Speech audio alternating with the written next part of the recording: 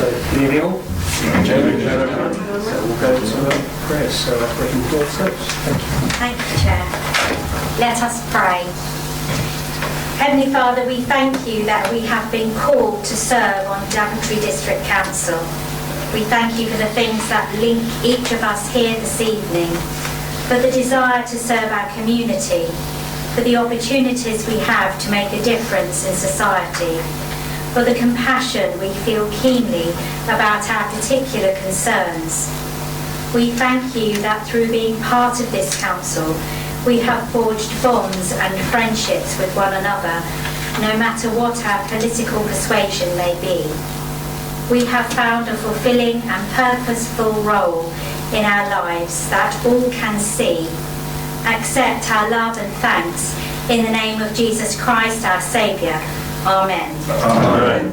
Lord God, we ask that you guide us in thought and word as we discuss the matters before us this evening. Help us to show patience and fair-mindedness to our colleagues and to gracefully accept the opinions and ideas of others. We ask that you would impart your wisdom in this chamber this evening so that our affairs may reach a satisfactory conclusion. Amen. Amen.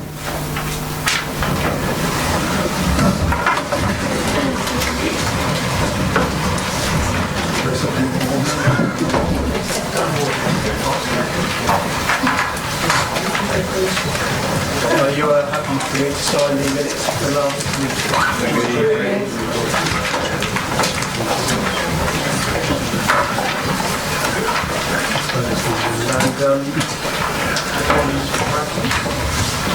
Copies received from council And Chair, I'm afraid from Councillor Wendy Randall. Any others? Thank you. Declaration of members' interests?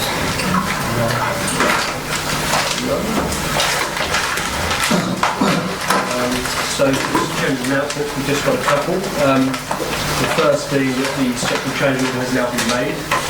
I'm sure everybody's noted that, but just and Councillor Bunting, is he here? Not yet. Okay, we'll congratulate him anyway on receiving and awarding the Queen's Honours. You received an OBE. Oh, wow. That must be a nice for us. Congratulations. Thank you. So we'll move on to agenda item 6, questions. 10 and 11.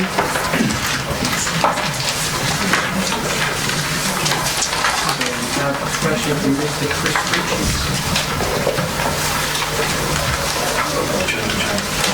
Okay, then we have copies of the questions that you will have as members and also copies of questions from the public.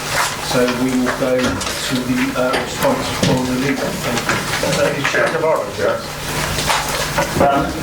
It's the normal practice for questions to be read by the chair. The monitoring officer may advise, but I believe that is required in the Constitution. We've had the debates before.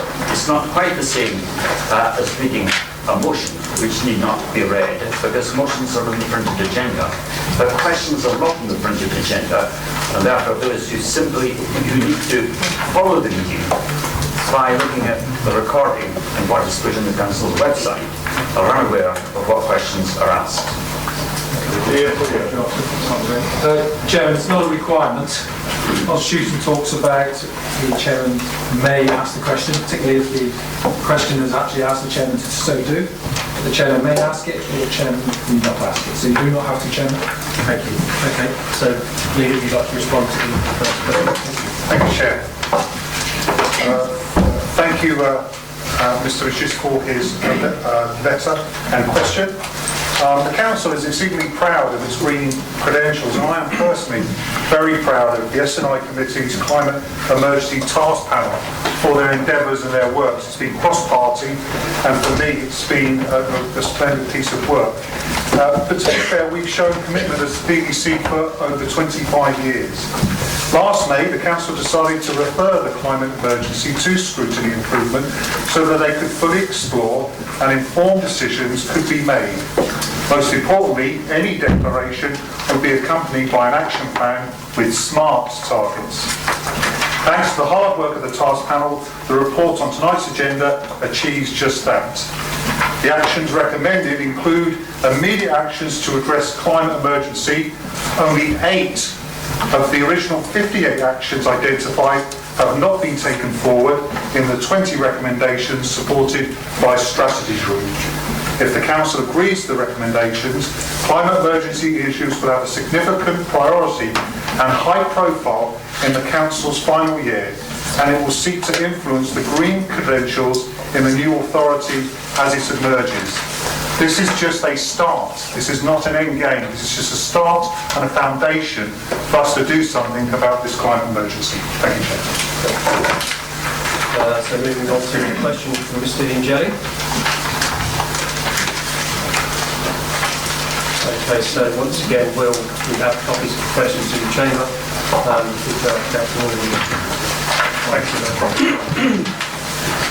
I would also like to thank Mr. Ingelli for his question.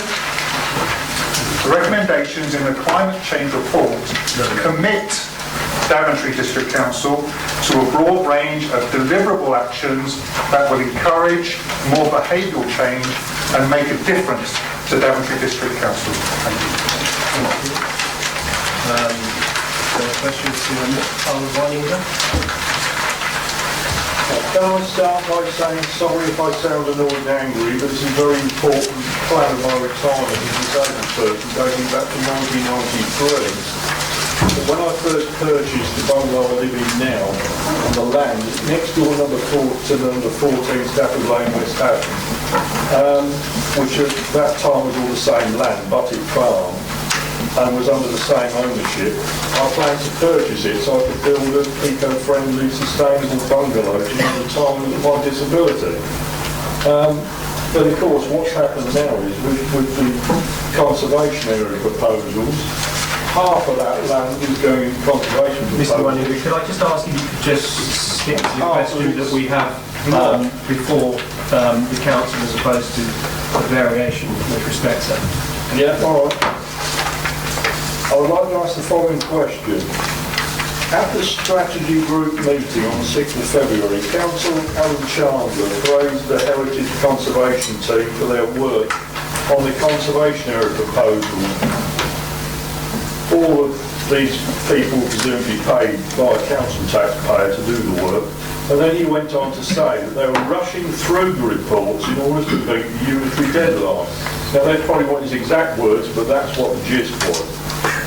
Which hardly seems fair on the individual homeowner whose rights will be restricted by the adoption of the West Haddon Conservation Area and who made their views clear to the Council both during the consultation period and afterwards on the survey as recorded in Appendices A and B, and whose comments and observations were in the main totally discounted by the Conservation and Heritage team, whereas the comments and observations of one particular resident of West Haddon had a major influence. Apparently, he is a planning barrister. And because of his observations and comments, at least 45 amendments and corrections were made to the conservation area proposal. So does this all not indicate that the Heritage Conservation Department, Daventry DDC, is somewhat lacking in the time, because they're rushing it, expertise and confidence required in order to put forward conservation area proposals at present? Especially those proposed for West Haddon, and in particular my property at number 14 Stafford Lane, with only one gable end being visible from footpath 6, which is some distance away, and only visible during the winter months when hardly anyone walks the path. It is not a well-used path at the best of times. Also, the house next door, as the council is well aware, number 12 Stafford Lane, is currently undergoing groundworks, including the building up of bunding, earth banks and tree and hedge planting on the paddock OS7, which is included in the area, as well as having a large full-height modern extension being built on the only visible side from that footpath, as well as a large carport in the paddock OS7, which will further limit the view of any building at the end of Stafford's Lane from footpath 6.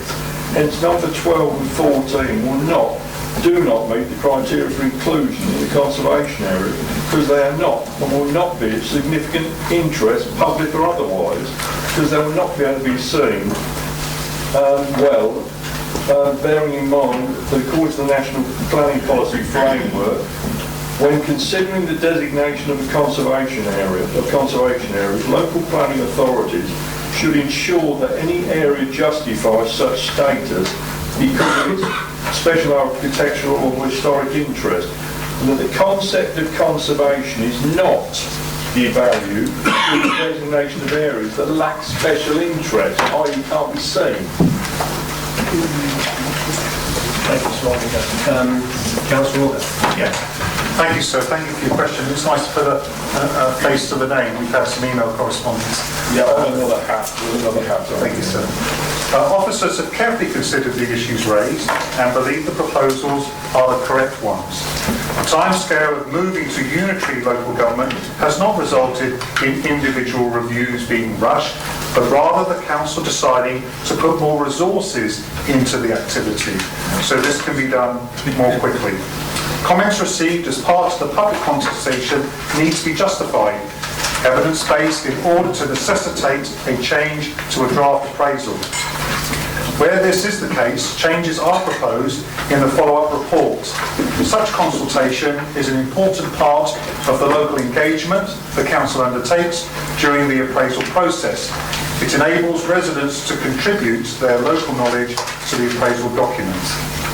In the case of West Haddon, careful consideration has been given to all areas, including within the proposed conservation area.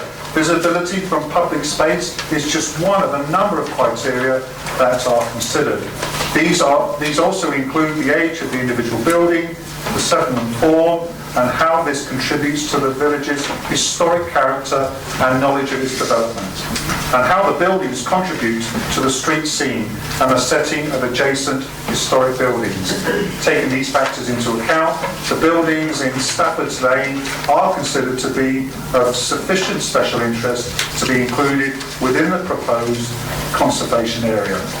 It should be stressed that including land in a conservation area does not prevent development, merely helps to guide what is and what is not acceptable. Thank you, Chair. Thank you, Councillor. So moving on to the question from Ms. Claire Slater. The Climate Emergency Task Panel report provided 57 recommendations of action that would support a credible declaration of climate emergency by the Council. However, a series of committees appears to have whittled this down to just 20 recommendations, comprising vague, non-committal language. The first one of these is a recommendation to declare a climate emergency. And my question to you is, can you justify that the remaining 19 recommendations adequately address such an emergency? Councillor August, thank you. Thank you, Claire, for your question. Yes, the 19 recommendations actually incorporate all but 8 of the original 58 suggestions and will adequately address the climate emergency in the year to come. But remember, this is just the foundation. This is not the end game. There is much, much more we need to do. We haven't got enough time with this council, but hopefully in the shadow authority we will move on at a greater pace to ensure we deal with this climate emergency. Thank you, Chair. Question from Mr. Colin Paul. Yeah, thank you, Chairman. Congratulations on your year in office. And if I may, whilst they're talking about climate change, let's not forget that Daventry had the first driverless electric car some 13 years ago. Anyway, there are those who will welcome the fact that unitary has now been made in Westminster. Others, including me, would question why it was decided for unitary areas instead of 3. Thus, Northampton Borough as a separate entity. Reason given being number of residents. However, there are many unitary authorities in the country with far less residents. Therefore, in my opinion, the reason for this is certainly not justified. BDC, having been the most successful council within Northamptonshire, to be lumbered with Northampton Borough, I will suspect, lead to Daventry being used for their overspill. Having read your reports, Leader, C210219/2 and C210219/3, there are a number of anomalies that need explanation, i.e. the number of county councillors differ from each report. For example, the ratio per committee is 4 SNC, 4 DDC, 4 Borough and 4 NCC. Yet in the other report the ratio is 4, 4 and 6 for NCC, and I feel this needs an explanation. I would hope that common sense prevails in that the committee system, i.e. the Daventry system, is carried forward for total transparency. In other words, learn from the mistakes a cabinet system made that created this mess. I would hope that those that created this financial debacle, officers and members, be excluded from either of the unitary areas, including past and present leaders of the county council. I appreciate with considerable reluctance that residents will be paying more for less in the way of services. However, there is a matter of a £2 billion debt incurred by the county council, which central government said it would not pay. Leader, can you explain how this debt is going to be distributed, repaid, by whom and over what period? Thank you, Chairman. Thank you, Mr. Paul. You have suggested that there is an anomaly in the councillor numbers in report C21029/2 and C21029/3. Report C20219/2 deals with the establishment of the West Northamptonshire Joint Committee, whilst report C21021/3 deals with the preferences at the time for the composition of the West Northamptonshire Shadow Executive. These are two distinct groups with different compositions. There is no anomaly. With regard to your debts, I don't recognise the figure quoted as debt in the question. However, what I can say in response to any assets or liabilities of the County Council, along with those of the district and the borough councils, will be considered by the shadow authorities and allocated appropriately to the unitary councils and the council taxpayers across Northamptonshire. Thank you, Chair. Moving to question from Mr. James Chittenden.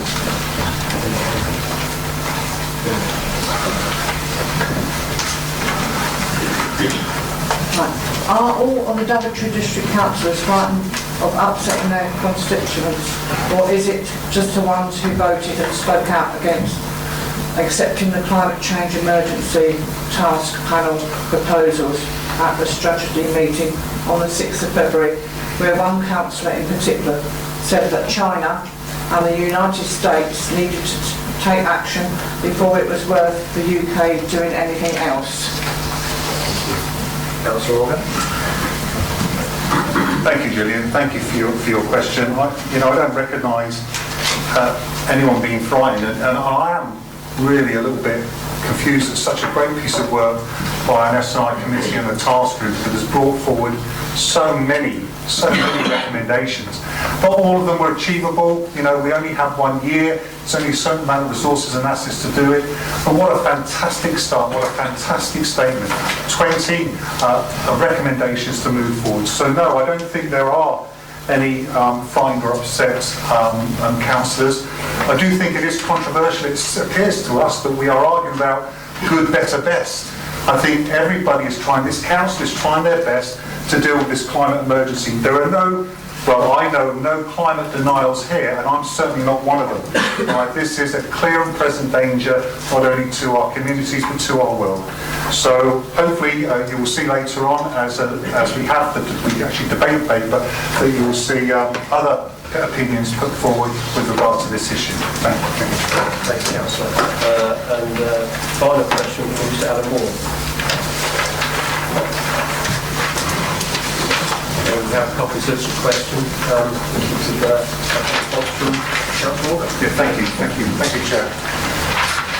Right, this council does not have the power to commit the new authority to the climate emergency strategy or action plan.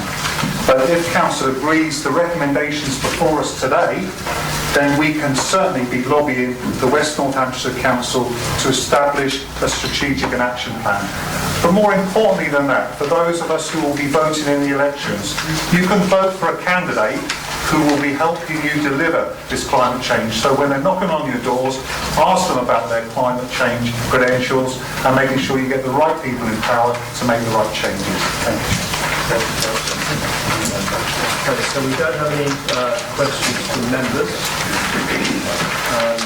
So we can move on to the report committees. Is everybody happy to sign those off on block?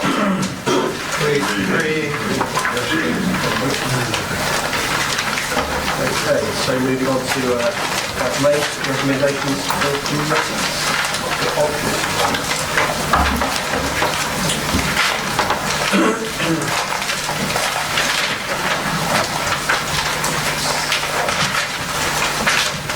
So, first item is on page 85, in research of the law.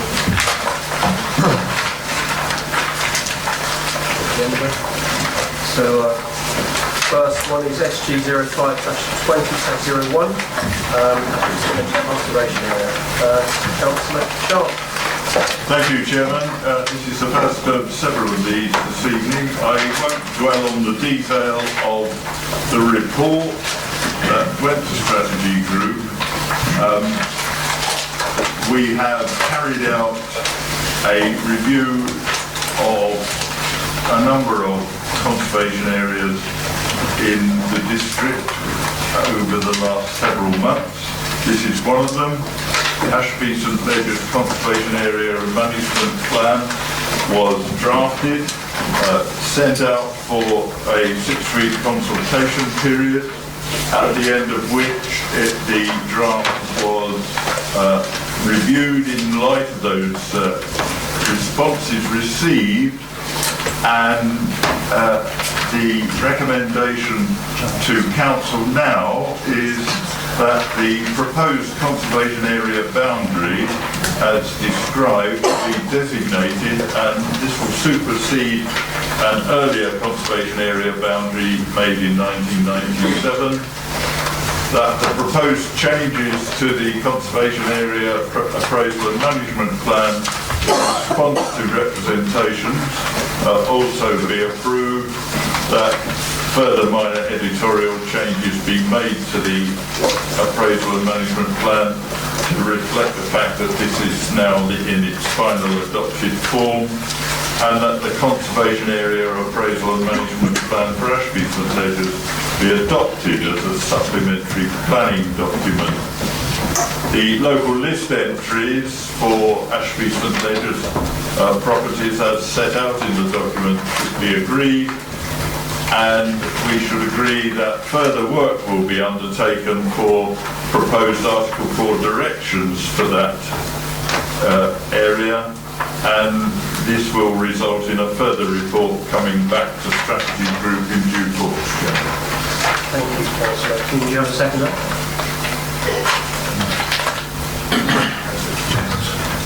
Sir? No, fine. Okay. Any questions? Okay. So you agreed on that? Agreed.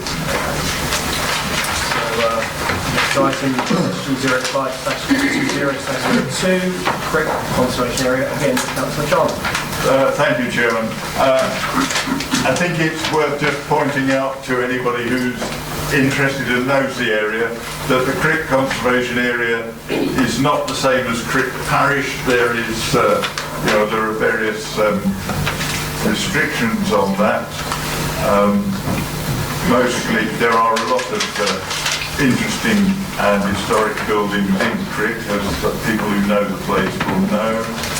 And so, again, that draft conservation area and management plan was sent for consultation, and as a result of the consultation, the draft was tidied up for adoption. So the recommendations again are that the proposed conservation area boundary be designated, that the proposed changes to the conservation area appraisal and management plan in response to representations received as a result of the consultation be approved, that the further minor editorial changes be made to the document because it will be in its final adopted form. That's just a matter of tidying up the language. That the conservation area appraisal and management plan for Crick then be adopted as a supplementary planning document, and the local list entries be agreed, and again that further work should be undertaken to proposed Article 4 directions for Crick, and that a further report will come to strategy group in due course. Thank you, Councillor. Do you have a second there? Councillor James, would you like to say anything? Anyone else? Okay, we agree? Agree. Okay, moving on to SG06/20/01. Councillor James. Thank you, Chairman. Members will recall that a strategy group recently considered a report regarding possible improvements to the Kelmarsh Tunnel along the Brampton Valley Way. And it came before strategy group with a recommendation to that group that a budget of £50,000 be set out with a view to investigating the feasibility of carrying out improvements to the tunnel, including rerouting the footpath to make it easier for people, to make people feel more comfortable in going under the dark tunnel. However, the members of the strategy group decided otherwise and comprehensively defeated that suggested recommendation on a number of grounds. One, that the improvements might be rendered redundant anyway if the Brampton Valley Way is opened up for north-south rail link, which is a possibility in the future, a possibility. Secondly, that it wasn't a good use of money when there are other pressing matters. And thirdly, the possibility that some children might prefer the dark tunnel to the novelty. So it was defeated at strategy group. So the recommendation that went up to strategy has been reworked now. And the recommendation before you is that no feasibility work be undertaken to determine if improvements could be provided on the Brampton Valley Way or the Kelmarsh Tunnel, either within it or along an alternative route at an economic cost that would benefit the users, and that therefore no revenue budget of £50,000 be established in 2021 to fund the feasibility. So it's the end of the story. Thank you. Councillor, would you like to second that? I'd like to second it. I actually was disappointed that we didn't get the money for that. I know that was something that the parish, council and locals very much wanted, but I do accept the expenditure was far in excess of what we thought it would be at the beginning, and totally accept the decision of strategy group, so I will second that. Councillor Smith? Yes, that is in my role, so I would like to say a few things for my residents. If I understand why we don't want to spend the money, that is one of the best assets for a cycling route, is a cycling route number 6. And it's true that in the vision for Northamptonshire, for the joint company, it was vaguely mentioned that it could be the reopening of a line. Now, speaking with our MP, I have been I do apologise, Chairman. Ms Morris. Just take that. Sorry, so I start, I think it's very important to state that for our community, for the vast people who live between Northampton and Market Harbour, that Bunton Valley Way is essential to the well-being of our residents, and I will do my utmost to make sure that the Bunton Valley Way is the best cycling number 6 route in the national cycling route, and will bring some prosperity to all our residents for their well-being. Thank you. Councillor Brown. Thank you, Chairman. I have to respect the views of local members, and I understand what an asset the tunnels are for the local area. However, I think it's important to clarify that Strategy Group took this decision because the £50,000 in question wasn't to deliver what local residents want. It was simply to carry out a feasibility study to determine whether or not that project would be viable. And it was the view of Strategy that £50,000 simply to ask a question was a little too much in the current climate, and that's why I voted against, and that's why the recommendation has come to Council today as it stands. Thank you, Councillor.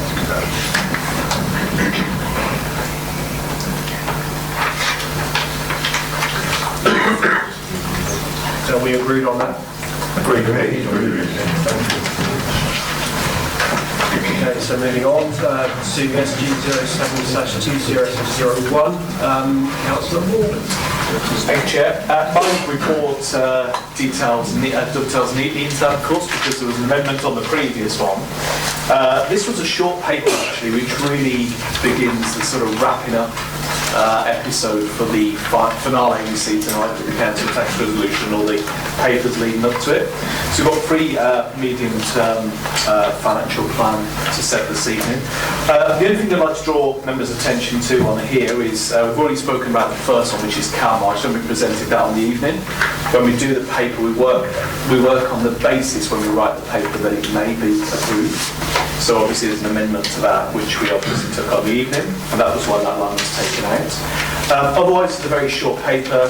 We also had a debate on the evening about another feasibility study, which was in the paper. And this is one actually where a great deal of work has been done before, which is a £200,000 investment in a feasibility study with the Daventry South East End. As people know, that's the landmark, etc. site, and I know particularly as a member for Daventry, when we're out knocking on doors, we often get inquiries about that site, etc. So that was one of the highlights that we voted on that particular session.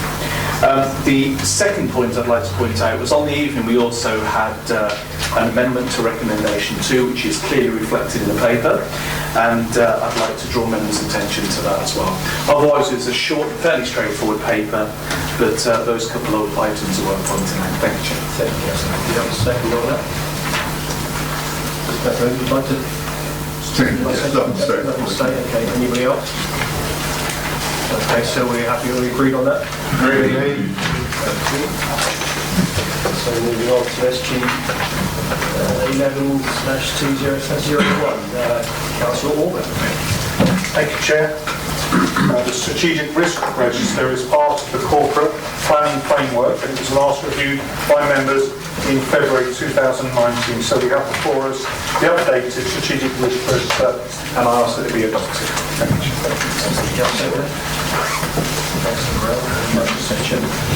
Anybody else? Okay, we agree? We agree. SG 12/20/01, Councillor. Thank you, Chair. Members will recall that in November, the strategy group agreed for consultation of our draft homelessness and rough sleeping strategy to go out for consultation. This particular recommendation here is following the consultation. It came back to the strategy group in February. There were 2 minor changes to the text that were proposed.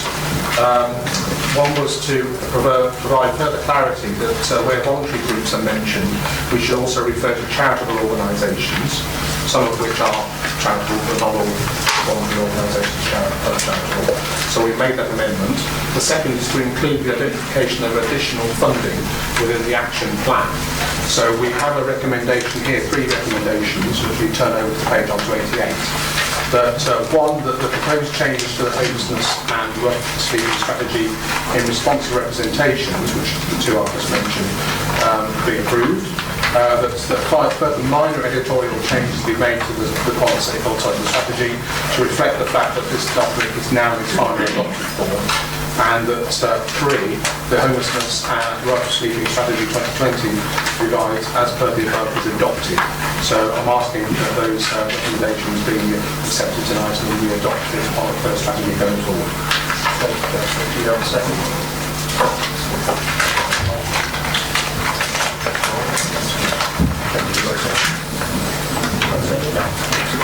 Okay, Steve.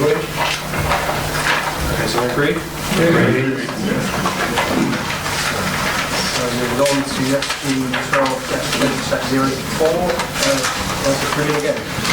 Thank you, Chairman. This is a relatively straightforward one, and one that dovetails nicely in with some of the climate emergency paper that we're going to be discussing later on, which is one of the recommendations within that scrutiny report that the Council joins the UK Green Building Council. So I'm happy to put that forward tonight, that we do actually join the UK Green Building Council on that, to take forward one of the recommendations within the scrutiny report. Thank you, Councillor. Do you have a second? Councillor, would you like to speak? Anybody? So we agree? Agreed. We've got to SG 13-20/01. Councillor Guildford. Well, first of all, let me apologise for not being at strategy due to illness. I've still got a bit of a sore throat now, but I'm getting there. I listened fully to the debate on YouTube, and I've also read all the papers presented. I'd like to thank Councillor Brown for presenting the report on the evening, and I'd very much like to thank the cross-party task panel for the comprehensive work that has been done. It's an excellent piece of work. This authority has good green credentials. It has had the expertise to lead other councils over the last 2 decades on the green agenda. The task panel had proposed 57 recommendations, which have been condensed into the 20 recommendations. And I feel that we've almost started the debate on this report earlier this evening with the councillors the questions to the leader, where he gave very informative answers.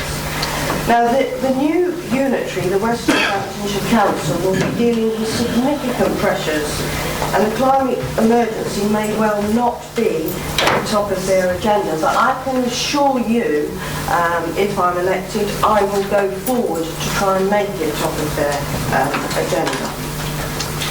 The recommendations that were put before strategy and put forward here puts this council in a good place for when we become a unitary. Again, I acknowledge all the work that has gone into the recommendations. The 20 recommendations will result themselves in a lot of work needing to be undertaken. And sometimes we have to look at what resources we have. What can we deliver? Would we rather deliver the 20 recommendations that only exclude the 8, or stretch resources and end up not delivering the 20? So, as well, on those 20 recommendations, the Scrutiny and Improvement Committee will be able to hold the Council to account through their activity reviews.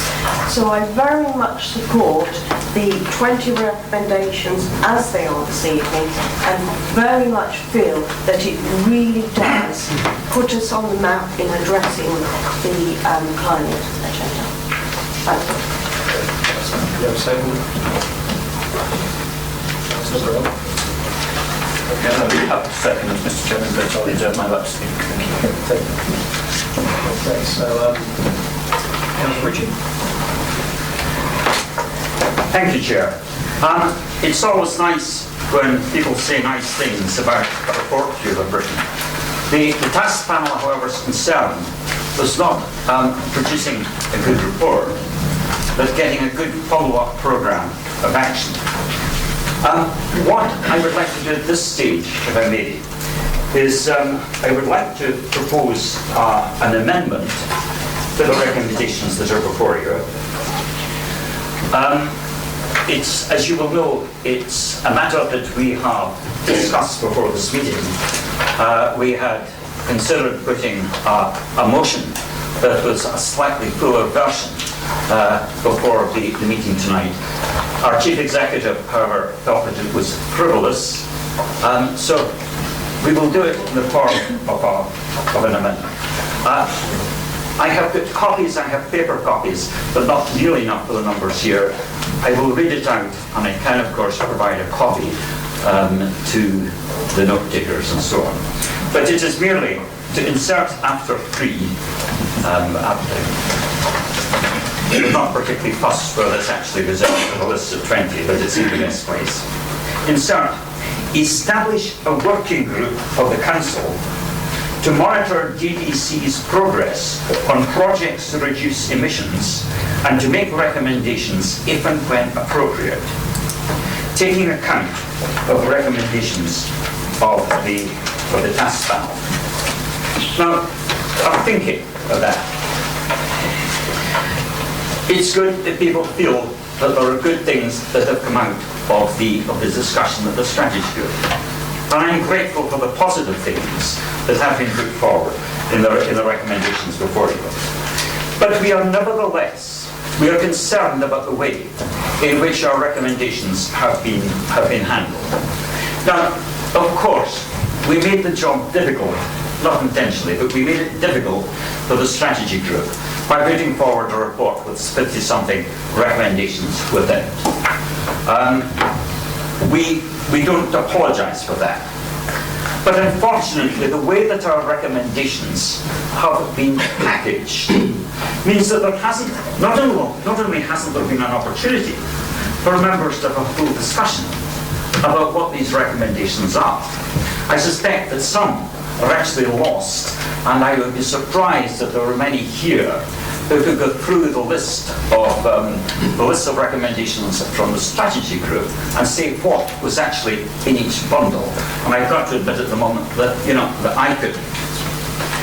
We had 12 recommendations in which we've simply told that a communications plan would be produced, but we've got no word about what is going to be in the communications plan.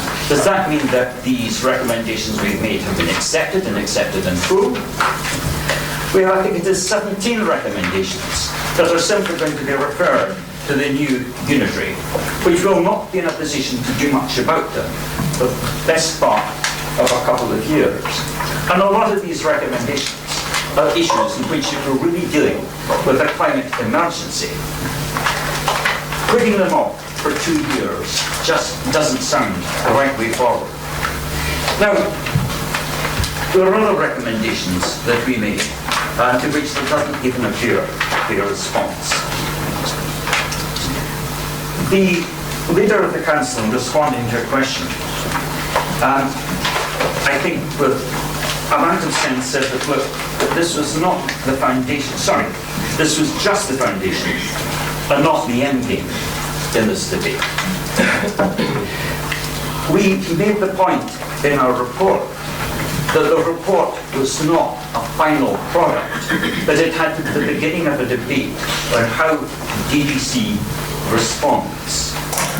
And we feel that the way to do that has got to be to establish a working group. We accept that the officers have said that one of the leading officers will be a climate emergency champion.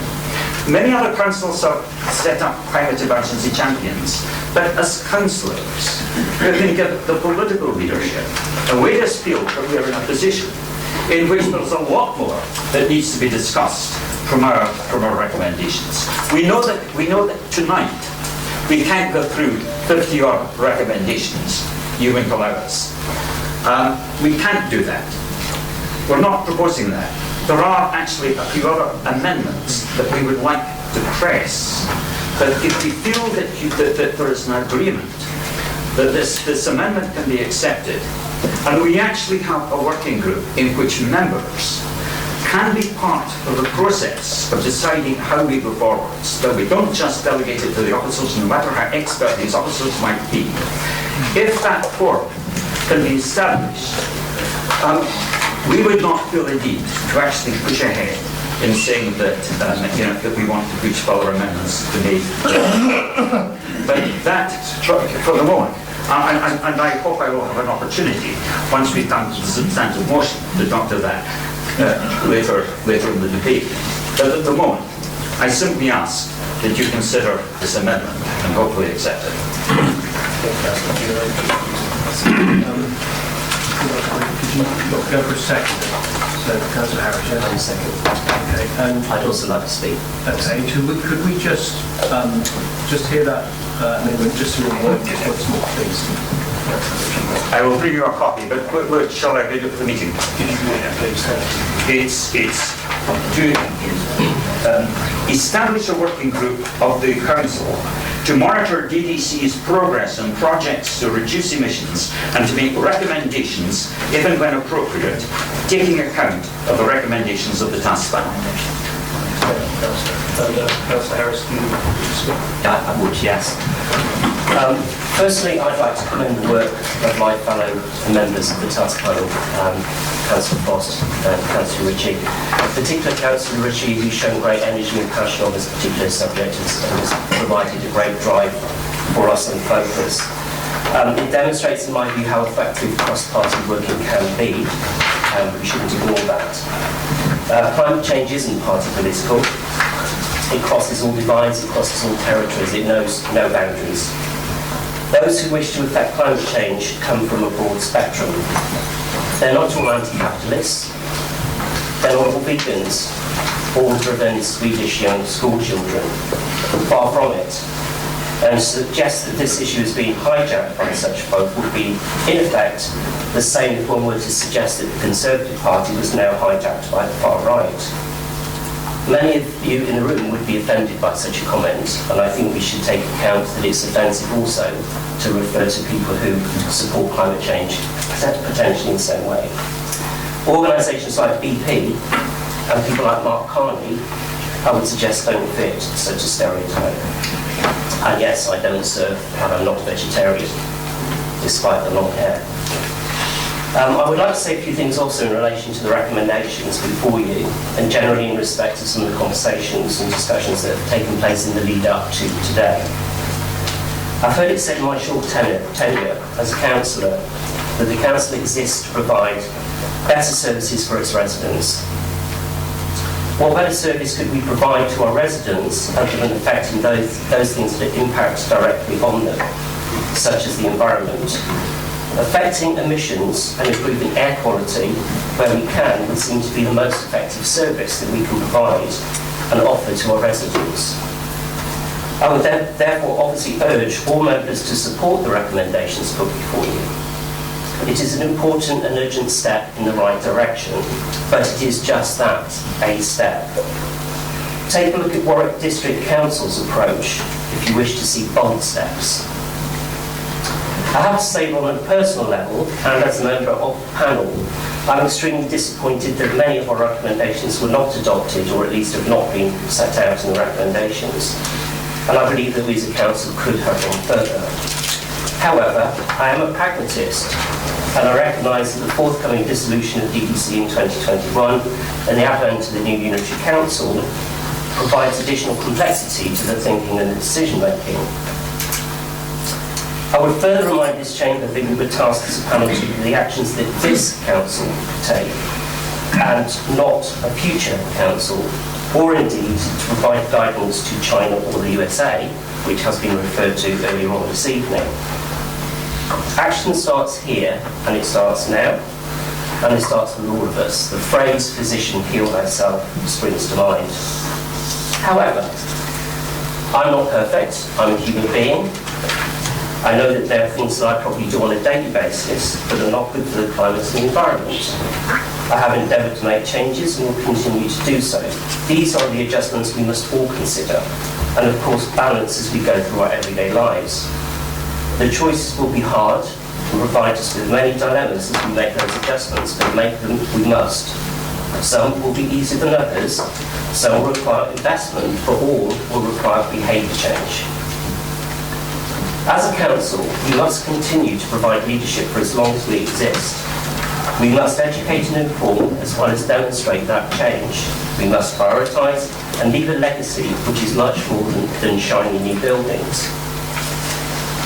On a specific point, there's an adapted recommendation in the document made through S&I strategy which suggests allocating responsibility to a senior officer as a climate champion. I would ask that the CEO tells us as soon as possible who that person is at his opportunity. I, for one, will look forward to meeting with that appointed officer regularly and champion action as much as I can.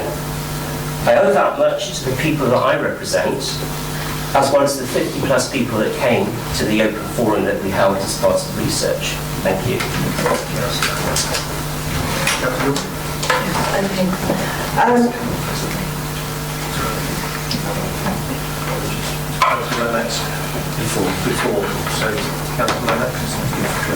Thank you, Chairman. I think what I wanted to say, which will be quite short, is more appropriate at this stage with this amendment having been put. What I wanted to say was that the recommendations, I believe, do less than justice to the very robust and very constructive and comprehensive work that the task panel did. And I think it's less than justice is being paid to the recommendations. While I agree with recommendation 1 and several of the others, I do think that, well, I really quail at what some of the terms, what we term weasel words that have been used in the amended recommendations. Sorry, don't know where he came on. Before us, in other words, urges, explore, asked to consider. The officer's job is clearly to put before us the practicalities and the realities of situations, but it's our job as members to show leadership, ambition and vision. And it would be more encouraging to our communities for them to know that we are actively engaged now in working to produce a plan and targets together with our new partners, the authorities who will be our new partners, to address the issues.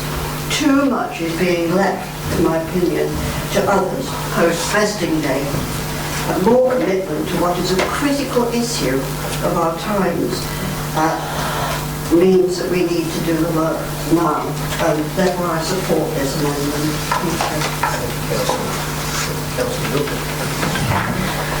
Thank you.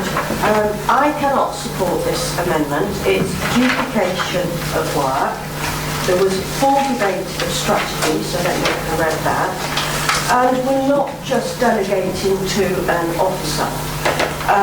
S&I will scrutinise at various review points as the work is undertaken. I can assure you, as environmental portfolio holder, with 13 years experience as an officer and 3 terms as a member, that I have the credentials to take this climate action plan forward. And the action is starting here, and is starting now, by approving these recommendations this evening. What I will say is I will show the leadership and vision and offer to meet with you all on an interim basis as we go through the climate change recommendations on a one-to-one basis. As I say, I cannot support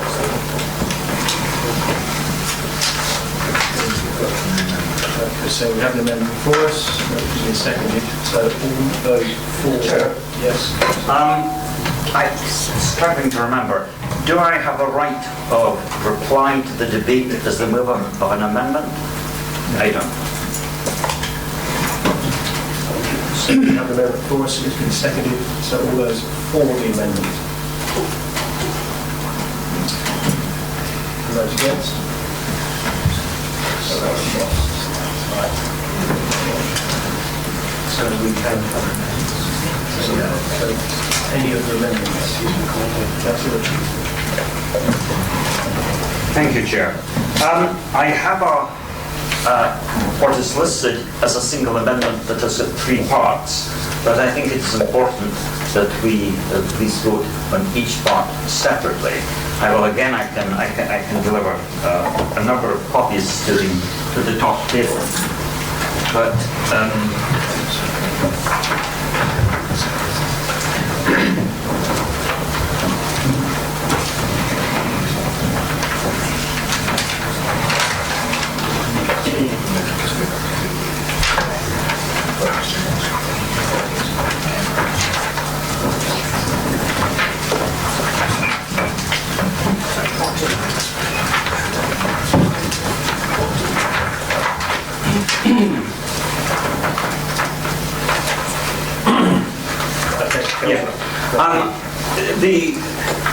the 3 clauses of the amendment, and I will ignore where they should be inserted and the need for renumbering these editing matters.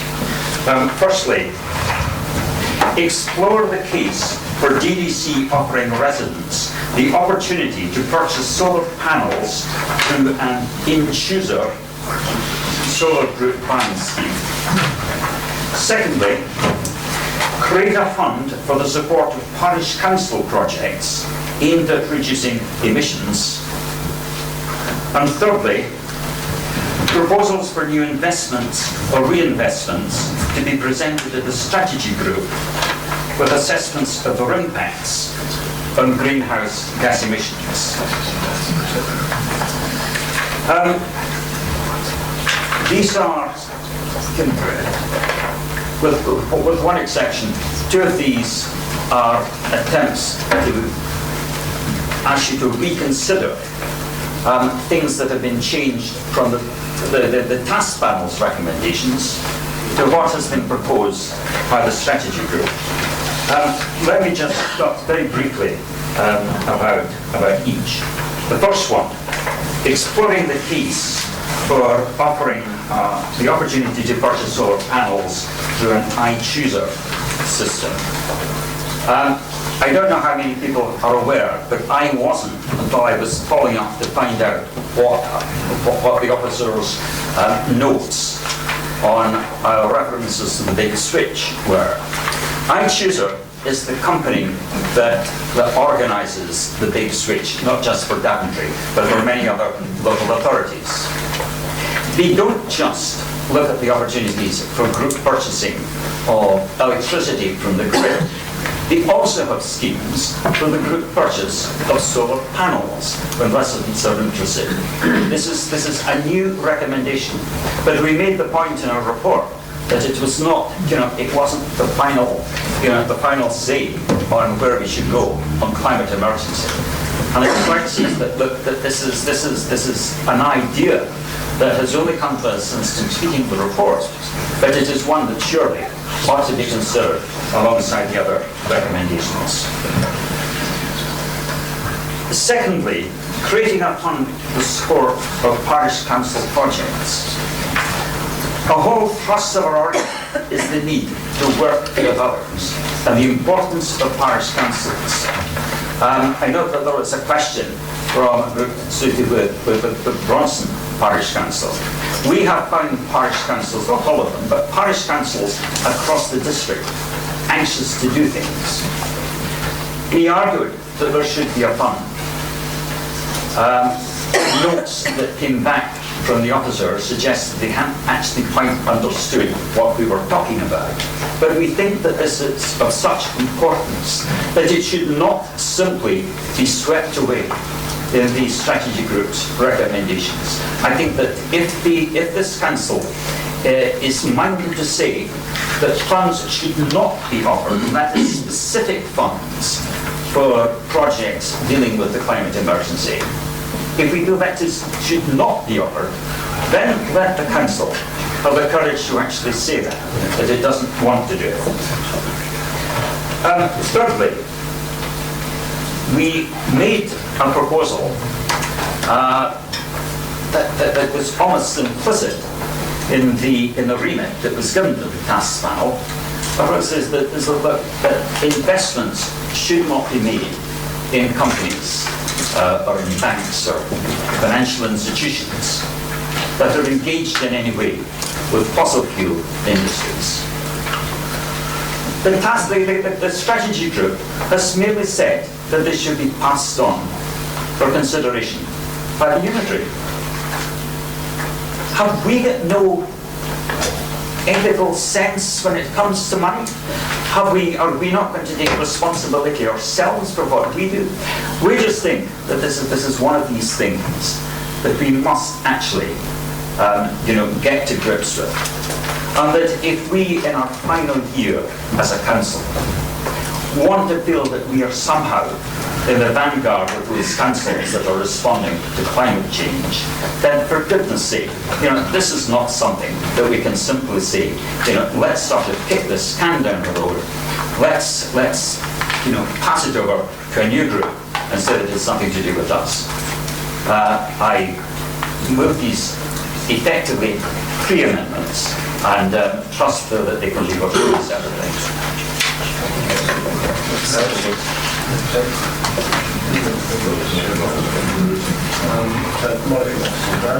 Chairman, I'm conscious of being presented as Amendment 2 as a single amendment. I appreciate the three parts, but the amendment is as tabled. The whole of that on the piece of paper I've got. So Amendment 2, those three inserts that you talked about. So I've suggested debates about and the acceptability of that as a whole. That's how it's been taken. Councillor Ritchie. I object to that insofar as I'm allowed to object. I would have been entitled to stand up and move the first one and sit down, and then stand up and move the second, and then stand up and move the third. I have spoken without sitting down because I feel that it moves the business on a little bit faster and it moves the debate on a little bit faster. But it appears that in trying to make the job of the council easier, you're saying that we cannot vote on these matters separately. That seems a complete nonsense to me. Chair, just to clarify what happens in council meetings according to constitutional rules, the intention of debate is not to have somebody being able to jump up every 5 minutes as it were and propose amendment after amendment. So there is a provision in the Constitution at 14.5 about when a member may speak again. It says this: a member who has spoken on a motion, as Councillor Sheep has, may not speak again whilst it's the subject of debate, except to speak once on an amendment moved by another member. So another member could move such motions as been subsequently suggested. To move a further amendment if the motion has been amended since she last spoke. It was not amended. If their first speech was on an amendment moved by another member to speak on the main issue, whether or not that amendment was carried, and then right of reply, point of order, personal explanation. So it's not automatic that somebody can jump up and down and keep putting forward amendments. Otherwise, business could go on forever, potentially. So that's why, in this case, the amendment was tabled as a composite, but also it's wise to get things on the table at the start.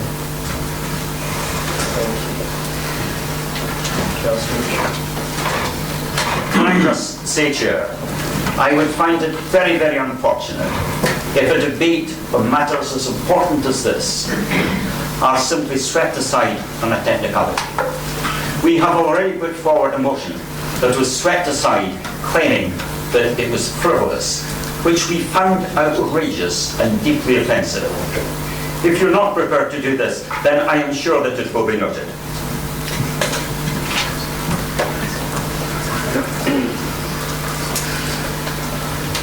Thank you, Councillor. Have you more amendments that you wish to bring forward or not? I don't have any more amendments. I work in the hope, though, that in the coming months there will be the opportunities for discussing many more amendments. But from the point of this meeting, we feel that these are 3 points that we feel that by passing them, the Council would at least give an indication of its goodwill and its commitment to tackling climate change. Thank you, Councillor. I'm minded for us to actually look at each one. So we have an amendment which we've got 3 parts to. So just to we can do that. So we have an amendment for us, which has got three parts. It's been seconded, so if we go to the first, so should I read that out so everybody knows? So the first part is to, doesn't matter wherever it's going to be inserted, will be decided, but to explore the case for DDC offering residents the opportunity to purchase solar panels through an iChooser solar group buying scheme. So that's the first one. So we'll take a vote on that first. So those for that amendment. 5, Chair. Okay.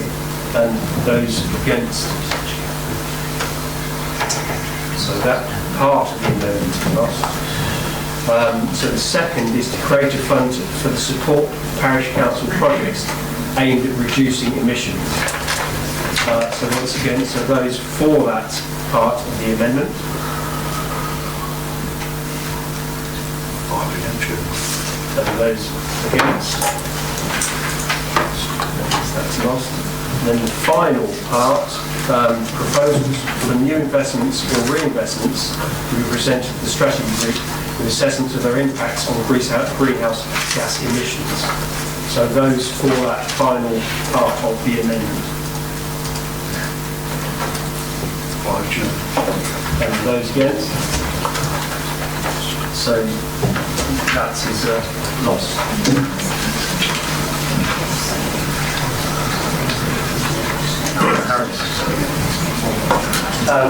Just some final words, falling on deaf ears, really, but I just wanted to say I'm really surprised that those amendments couldn't be accepted. I can't see any sensible reason why they wouldn't be. At the beginning of the meeting, Council Leader mentioned that we had some SMART targets.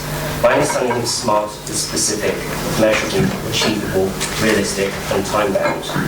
Only 2 of the recommendations have any time commitment to them whatsoever. And again, I would echo the words from Councillor Lomax. Explore, urge and ask are not specific. Neither is the word hopefully. Thank you. So do we have any other amendments?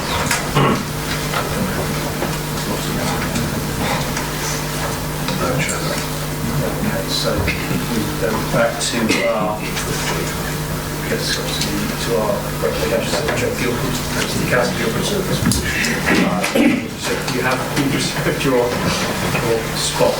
Thank you very much, Chairman, and I'd like to return to a positive here because the work of the task panel is truly to be commended. This was a fantastic undertaking. It resulted in a massive report that was of immense quality and really affirmed the absolute dedication to the task that all 3 task panel members had. Not only did they do a desktop exercise resulting in the report, but they carried out a public exercise. They engaged with members prior to strategy group. They really went out of their way to produce a stellar piece of work.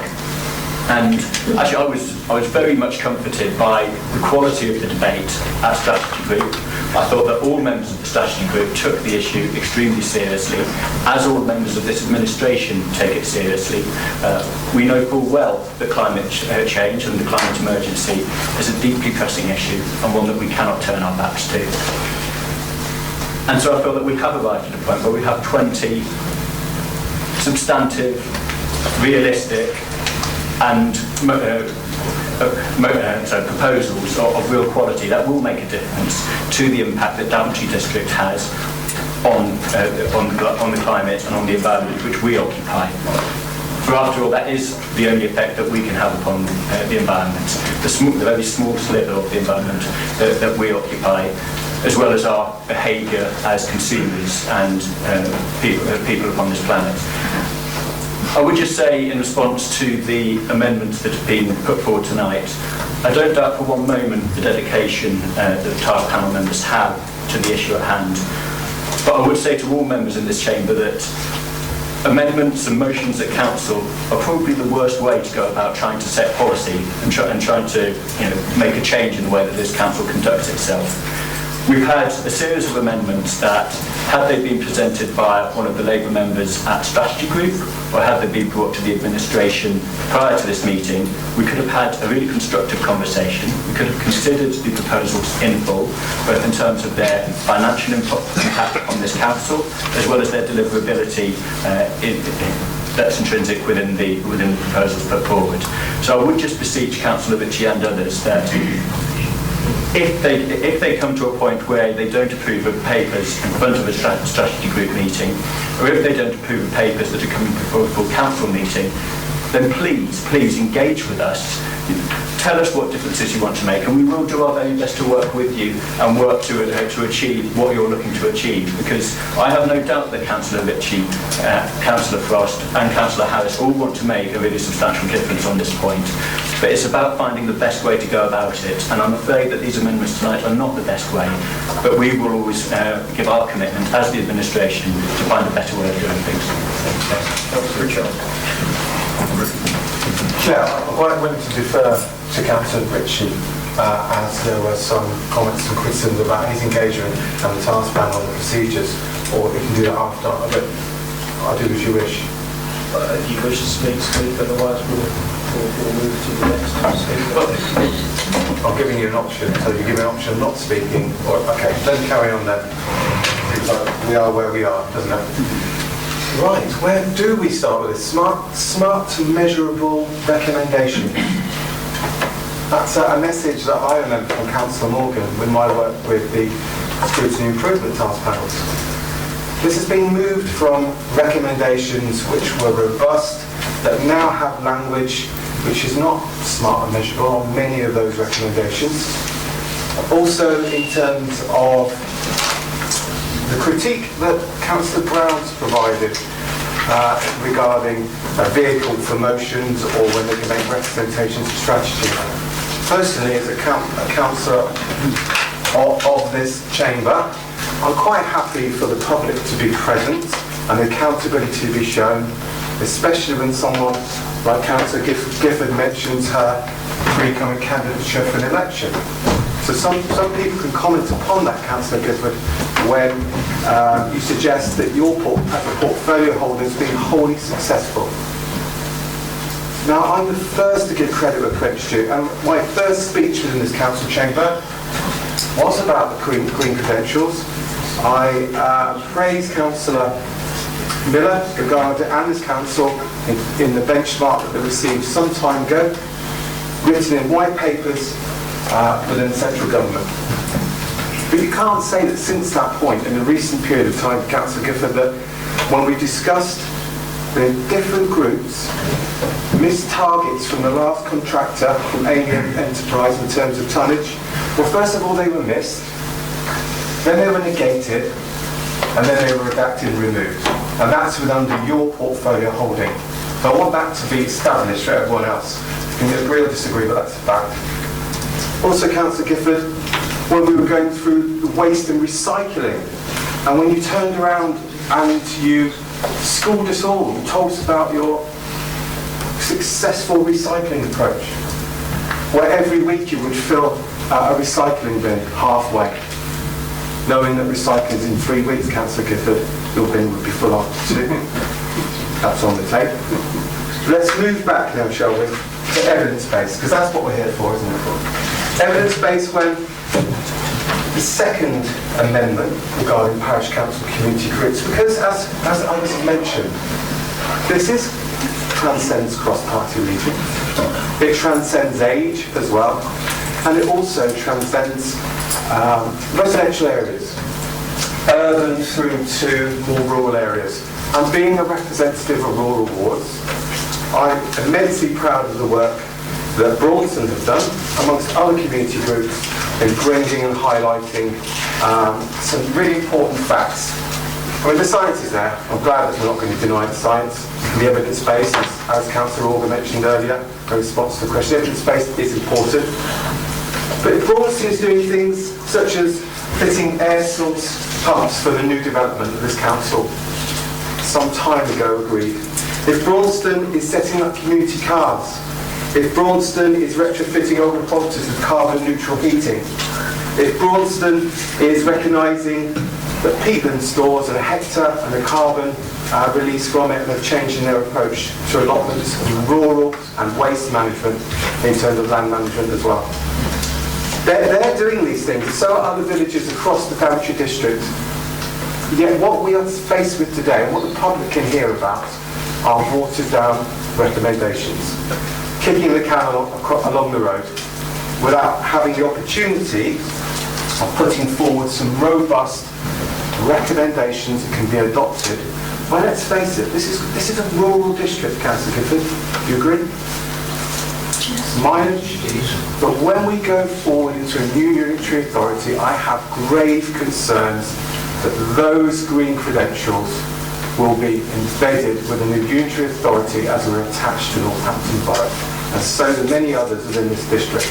And that's why we want them to listen to the district's undertakings and some recommendations that were there from the task panel. And I really do thank all the work that the three parties have done, and those three individuals. But what we're left with here is that when people go out canvassing for new unitary members, including yourself, Councillor Gifford, that won't be me, I've decided. I want them to advocate for policy. I want them to display their green credentials. I want them, Councillor Gifford, not to just act passively, but lobby with the new unitary authority and those decision makers to undertaking some far more far-reaching recommendations that we're left with today. And we also, and the last thing, also very helpful if some members also are able to understand the word emergency in the phrase emergency climate crisis. Thank you.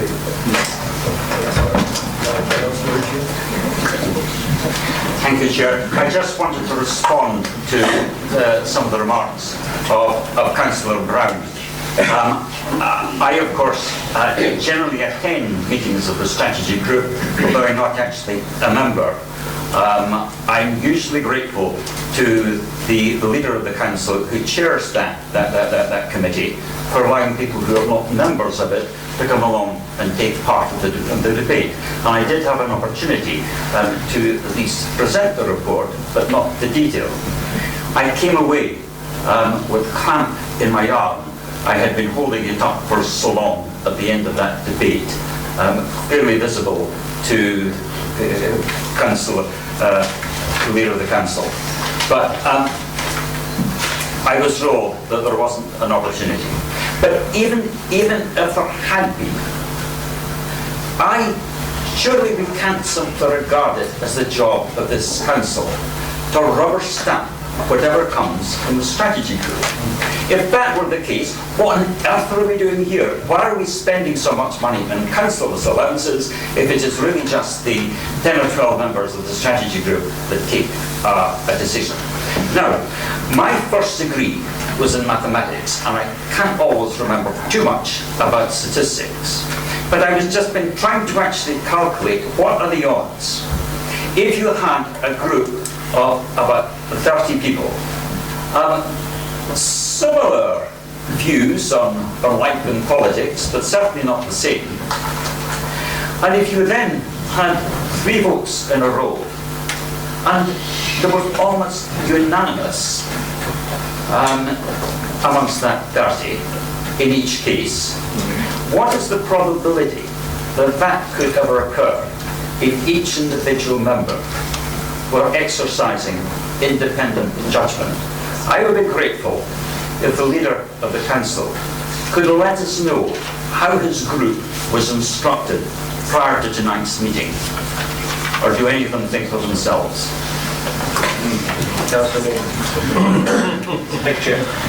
Actually, I have no idea whatsoever those amendments were going to look like that. And this is really interesting for me, actually, because by business and the job that I've had for the last 15 years has been in sustainability and climate change. So the public also perhaps look at us Conservatives here and think, you know, we don't care. the Labour group has a monopoly. For me, it's not a political issue. For me, it's a practical issue. And the other things we have to do is we have to deliver a hell of a lot of an agenda to get a new unitary going. For me, it's actually very simple. And working with my fellow Conservatives, what I really want to do is when we get on the doorsteps, is campaign for the new unitary to take this issue incredibly seriously. That's when I'll be doing it. And actually, hopefully I'm not giving any secrets away, we've already had serious conversations about how we want the new unitary to look if we get elected and if we get to be a leadership on that. Of course, that's all for May. But the other thing is, the public, they have the opportunity to have that vote. But I do think what the public won't thank us for is spending a massive amount of time on 57 recommendations, plus or minus those for tonight, when there's a hell of a lot of other stuff to sort out too. And it's not the fact that we're deniers or we don't believe in it, etc. It's the fact that you have to be realistic. And even actually as a sustainability professional, I'll tell you, when you look at some of these, the amount of work and thinking to do properly that has to go in is quite a lot of work. And I don't think we should, even if you take number 6, a leaflet.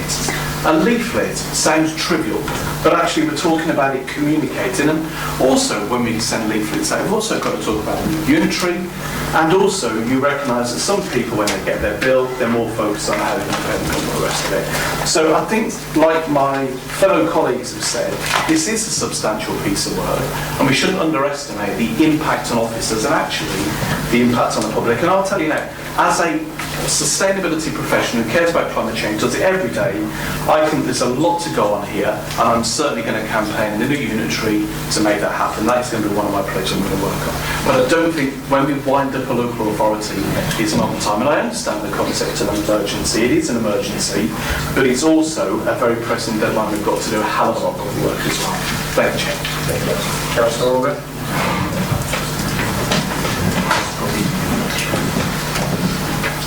I think it's quite sad when you know, I think everybody in this room, whatever flag we fly under, are doing our best for the people, for the residents. And I think this is actually 20 recommendations which actually start us on that journey.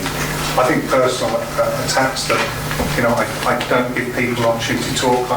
And if you felt like that, I apologise, but I really felt I gave you, who is not a member of that strategy group, more time than probably anybody else to talk, because I knew how important you felt it was, and it was important that we listened to you. And I'm disappointed that you would feel that towards me. And just for your reference, so nobody was whipped here. Nobody was whipped. There was nobody put on themselves. So I hope that we will support these, and I hope we will build on it. This is, as I said, this is not the end game. This is just the beginning, and we're going to have a way of scrutinising it, of following it through. That's all set up. Everything is there. Let's make this work. Let's make this work, and maybe we can even build on it. I mean, maybe we can even build on while we're here. But let's get these 20 done. Let's get these sorted, and then let's move on. Thank you, Chair.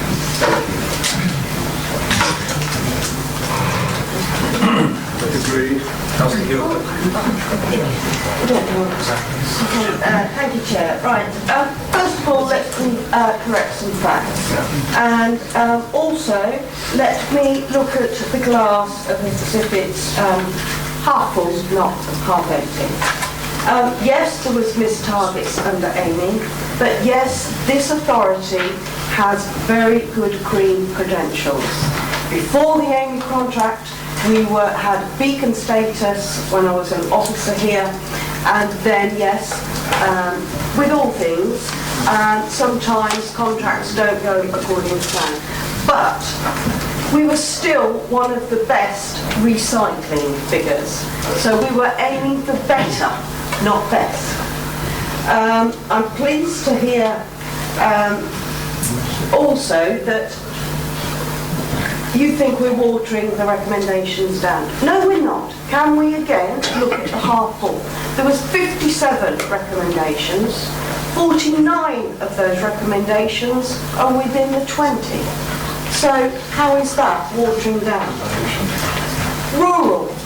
We do have Daventry Town. We've forgotten about them. We are town as well as rural. Anybody with expertise in environmental services realises there is a difference. Now, I don't want to close on a negative. This is a very, very positive 20 recommendations that are going forward to set us on a good action plan towards climate change.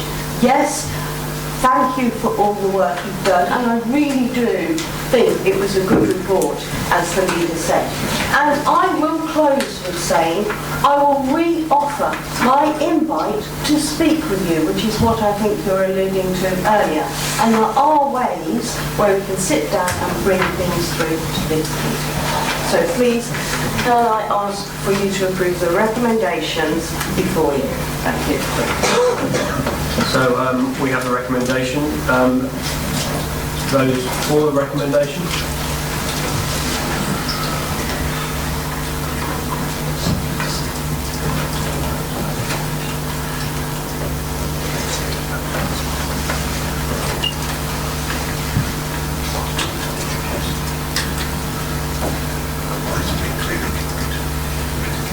Yes, so and any against? Well, that is very, very clearly carried. Thank you. So moving on to SG 15 Councillor Sharp. Thank you, Chairman. This is another conservation area, Woodford Hall St Hinton. This is a new conservation area. The proposal went to consultation at the end of last year for 6 weeks. The consultation ended on the 9th of December. There were 8 responses, many of them positive, and this is a good example, Chairman, of how going out to the public for opinion does have a positive impact on what the council does, because suggestions were made that properties and areas that weren't included in the conservation area should have been, and upon review of those suggestions, those areas, those properties were included in the conservation area. So it shows that consultation is worth doing, and that in contrast to what many people have expressed the view, the council does listen when people offer an opinion and does take corresponding action. So the recommendations before council are that the proposed conservation area boundary be designated as a new conservation area. Proposed, where am I? Sorry. I get lost. There are so many. That the proposed changes to the conservation area appraisal plan in response to the consultation be approved.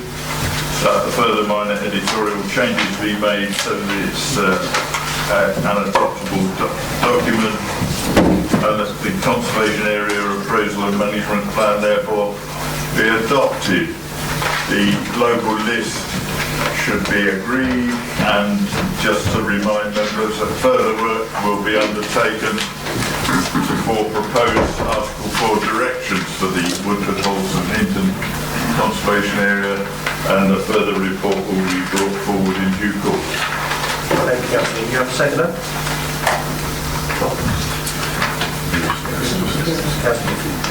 Would you like to speak?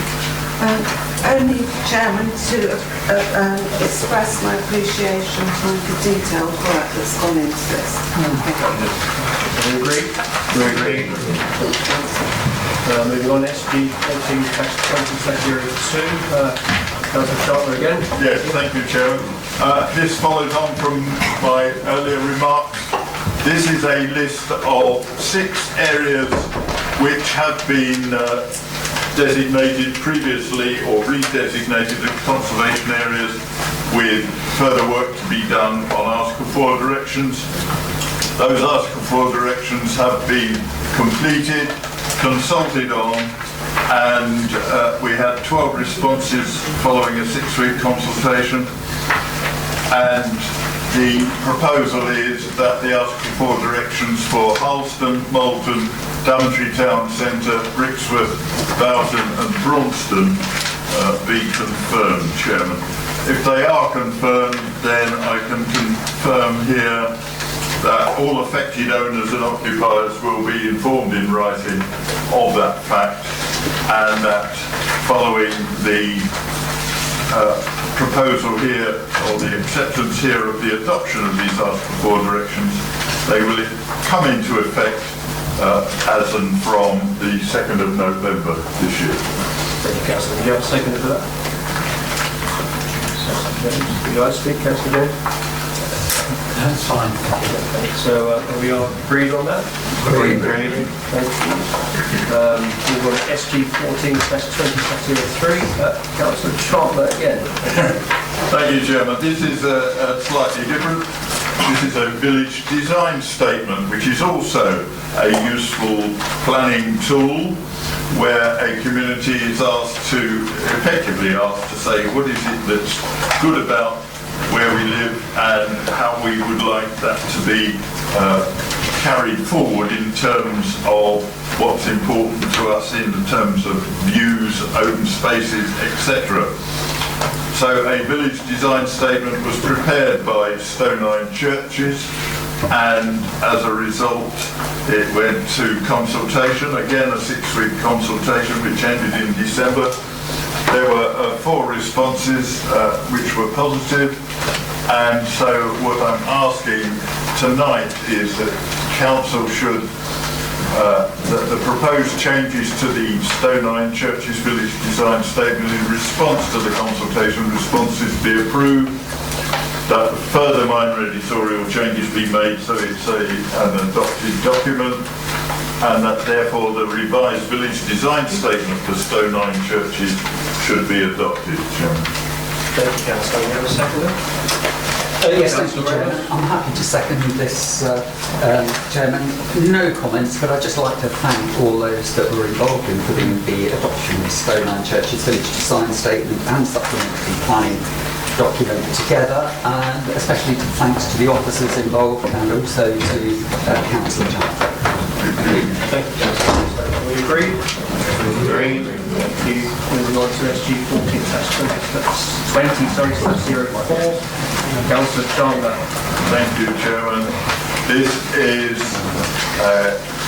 members will remember that the Chapel Brampton Conservation Area was proposed, designated, to be designated, and a consultation was taken out earlier last year, and as a result of that consultation it was decided to carry out a further focused consultation on a particular part of the proposed conservation area known as Cedar High, which is a 1960s development, I believe. That consultation was carried out, focused particularly on the Cedar High. There were 3 responses. They were positive, and one of them did also ask that the tarmac should be recoloured red. I just make that comment because it was apparent. And so what I would like to suggest to Council here is that the proposed changes to the proposed changes to Chapel Brampton Conservation Area Appraisal and Management Plan in response to the representation concerning design guidance for Cedar High be approved, and that further minor editorial changes be made to show it's an adopted document, and that therefore the amended Conservation Area Appraisal and Management Plan for Chapel Brampton be adopted as a supplementary planning document. Thank you, Councillor. Do you have a second? Thank you. Okay, we all agreed on that? We agreed. Moving to SG 14/20/05. Councillor Chandler. Thank you, Chairman. Change of tack completely. Members will remember the work that went on over a number of years to produce the West Northamptonshire Joint Core Strategy. sort of an overarching planning strategy document, which was adopted 2014 December 15, and the law requires that such a document is reviewed after every 5 years. So therefore it has to be reviewed. Now strangely of course, this need for a review of the West Northampton Joint Core Strategy comes at the same time as we have to prepare for the abolition of West Northamptonshire councils, the borough, South Northampton district, and the replacement of those by a unitary authority. And work is already undertaken, ongoing, to draw up a new strategic plan for the unitary authority. So we have the situation where the existing document has to be reviewed, but it's about to be replaced, which seems rather strange. Consequently, we have made the decision to take what would be called a light touch to this review of the Joint Core Strategy. And that has been done, and we also, following an audit report on the Memorandum of Cooperation between those authorities, come to the conclusion that a minor amendment to that memorandum should be undertaken at the same time.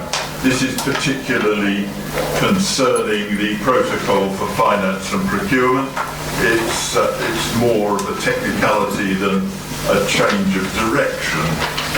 So the recommendations to Council are that the review of policies in the West Northamptonshire Joint Core Strategy be agreed, and that the update of the Memorandum of Cooperation for the West Northamptonshire Joint Planning and Infrastructure Board be agreed, Chairman. Thank you, Councillor. You want to take a look at that? No, nothing to say, Chairman. Okay, we agree with that? Agreed. Request G14-2006. Councillor Charlotte. Thank you, Chairman. This is the last conservation area designation to be talking about. This is concerning West Haddon. This is a new conservation area, and a draft conservation area appraisal and management plan was drawn up and sent out for consultation. That consultation ended on the 4th of November last year. It produced quite a number of responses. 7 of those responses were produced online, which is encouraging, and there were 19 written responses, as a result of which the conservation area appraisal and management plan has been revised in response to those representations. So the recommendation to Council tonight, Chairman, is as follows, but just before I point out that, can I take this opportunity, because it's the last opportunity I shall have for a while, to record my personal thanks for the amount of work that has gone into the production of all these conservation area appraisal and management plans. A lot of work has been done, and there is work ongoing, and I would like that to be acknowledged. So the recommendations are the proposed conservation area boundary for West Haddon, as described, be designated as a new conservation area, that the proposed changes to the conservation area appraisal and management plan in response to representations at the consultation be approved, that the usual further minor editorial changes be made to reflect the fact that it will be in its final adopted form, and therefore that the conservation area appraisal and management plan for West Haddon be adopted as a supplementary planning document. That the local list entries for West Haddon be set out, as set out be agreed, and that further work be undertaken for proposed Article 4 directions for West Haddon, and a further report will come forward in due course, Chairman. Thank you, Councillor. Seconded by Councillor Osborne. Yes, Chairman, I'd like to just say, everybody knows me as being a long lucky person. I am 6 generations, but also quite a few generations West Haddon person. I spent many happy years as a youngster, a lot of years ago, in West Haddon, in fact in the Stafford's Lane that the gentleman came from. The second house up for many, many years of my childhood and young youth. So I know Stafford's Lane quite well. And I would like to formally second the proposal for West Haddon, and to again second, which it was one of 2 organisations that I praised at Strategy Group. I was fortunate enough to be here when they did the last local plan and the previous one, I think, quite a few years ago. And to see a group, I know it has more staff now, but to see a group working the way it has done, as effective as it has done, with the councillors on that steering group as well, good dedicated councillors from all parties. I too would like to thank them, not only second this, but to thank those people in policy, planning policy. Although I did say to somebody, and somebody said, well, they're always getting thanked, aren't they? But they deserve it, because they've done a damn good job, like most of our officers do. But it stands out when the plan comes out. So yes, willingly second everything, Chairman. Thank you, Councillor. So are we all agree with that? Agree. Thank you. Move to SU 14/20/07. Councillor Chandler. Thank you, Chairman. This, I have said before in this chamber, where it's referring to the settlements and countryside Part 2 plan for Daventry district, and it's probably one of the most important documents that this council has had to consider for many years. It's the result of nearly 4 years of very hard work by a dedicated team, including the support of a number of members. As a result, a plan has been drawn up. It's been through several stages. We held workshops, we had consultations, and all this culminated in a version of the plan which was submitted to the Secretary of State for examination. The examination in public was carried out last summer, over 2 weeks in June with a week's gap in between. It might have been Wimbledon or something, I don't know.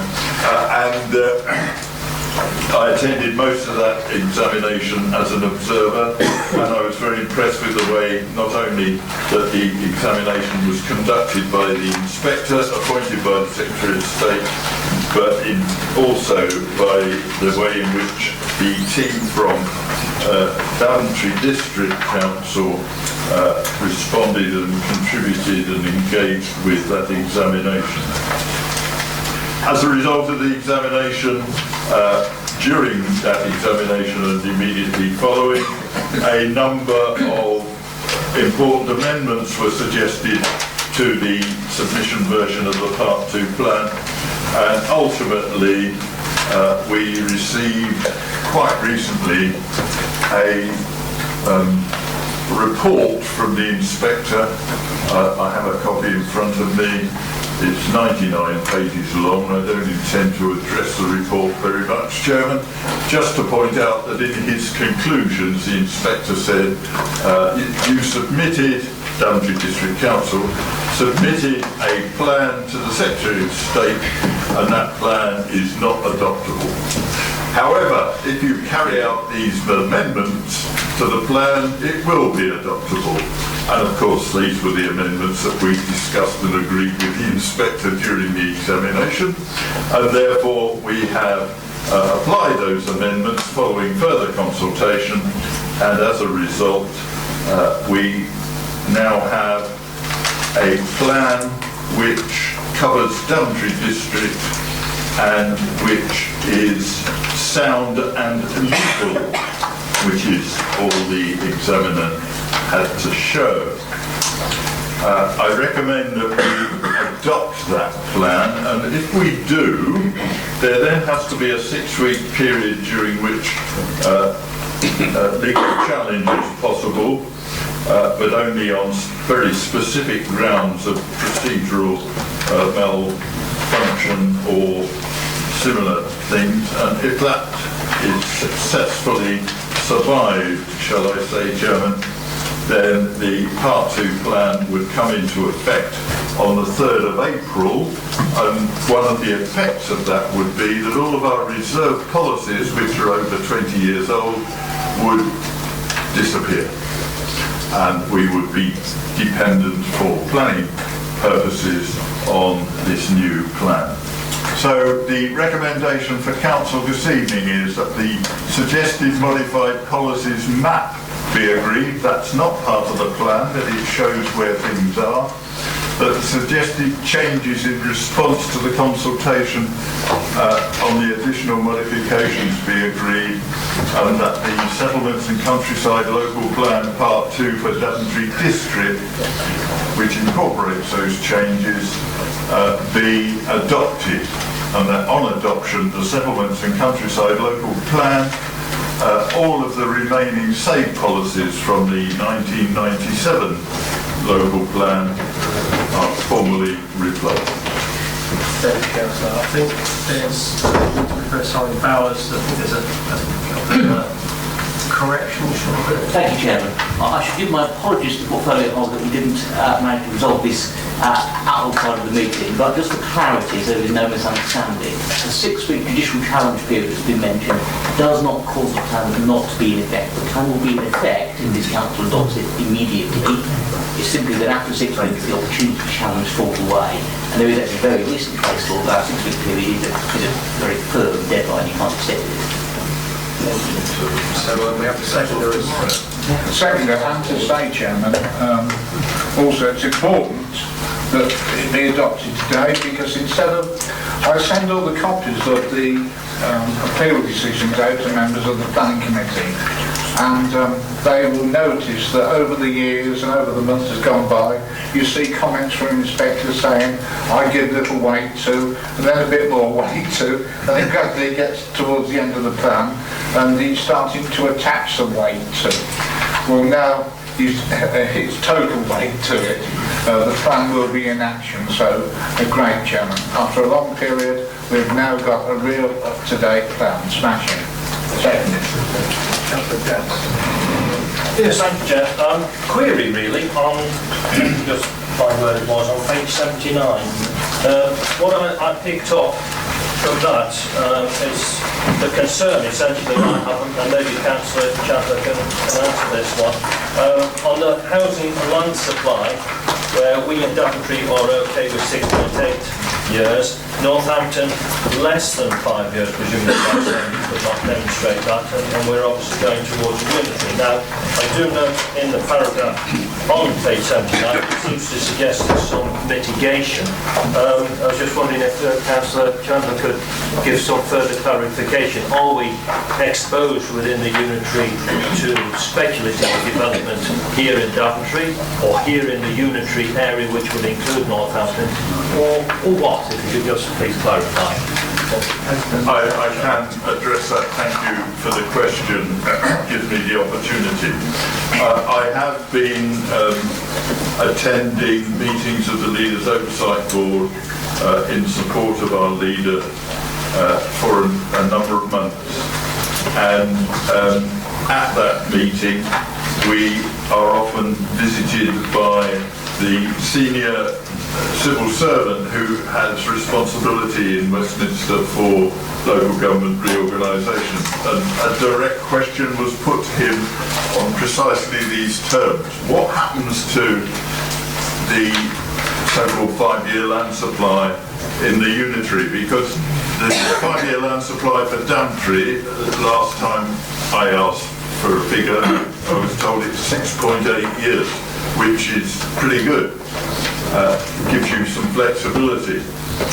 We know that South Northants also have a healthy figure, but the borough doesn't. And we were concerned that when we become a unitary, if we're lumped together with the borough on this matter, then the overall level might drop below the 5 years, in which case all our plans are deemed out of date, even though we've only just adopted them, and that means that we are open to speculative development, and the proposers for such development can say that we haven't got a plan, so we can build what we like, where we like. The opinion expressed by this senior civil servant, and it was repeated again only earlier this week, so I think he really does believe it, was that until such time as the new unitary authority has its own local plan, until that time, the district local plans and borough local plans will apply. And with that will apply their existing housing land supply. So until such time as West Northamptonshire Council has an adoptable plan of its own, we have a secure housing land supply. The new unitary authority is required by law to produce such a plan within 5 years of vesting day. So we've possibly got another 6 years to survive on our existing land supply before we become lumped together with the other authorities, in which time, of course, it's possible that the position of the borough will change because they have got some actual plans to build some houses and catch up. I hope that addresses the question. Yes, thank you. Thank you, Councillor. Thank you. Councillor Miller. Yeah, Chairman, I was going to ask a similar question to Councillor Daventry. It's been answered by Councillor Chandler. That's all right. Thank you. Opportunity to work on the group as one of the members there, and also chairing the absence of Alan. And I noticed that the team is pretty much present here that worked on that. And yeah, I'm very embarrassed here. I want to thank you on behalf of Council for a really good job. It was a real sort of, it was a long period to get all that work done and the first meeting to where we got to. So well done to you all, and presently it will get through the consultation period now with the judicial with no problems, and we can have it well. But thank you very much for all your endeavours. Okay, so are we all agreed with that recommendation? Moving on to SG 15/20/01. Councillor Howard. Yeah, thank you, Chair. This paper is regarding the encouraging engagement with minority groups. I'd like to thank Councillor Wesley and the Scrutiny Improvement team for all the work they put into this paper, which I know took a considerable amount of time to put together.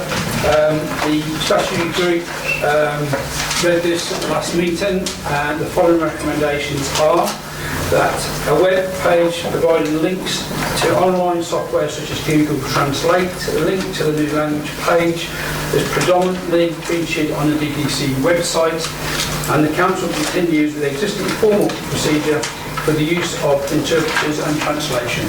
Thank you, Chair. I think Councillor Wesley, were you looking to say that? Yeah, I'll second that, Chair. Just second. Thank you for putting that forward. I think I've said this at strategy, but it is important we engage with all communities in this district. We do have elections coming up with which all sorts of people can, all sorts of communities can vote in, and I think it's really, really important we do our level best. I'd just like to say we do already do some work on this. This is not just out of the blue. This is building on what we already do.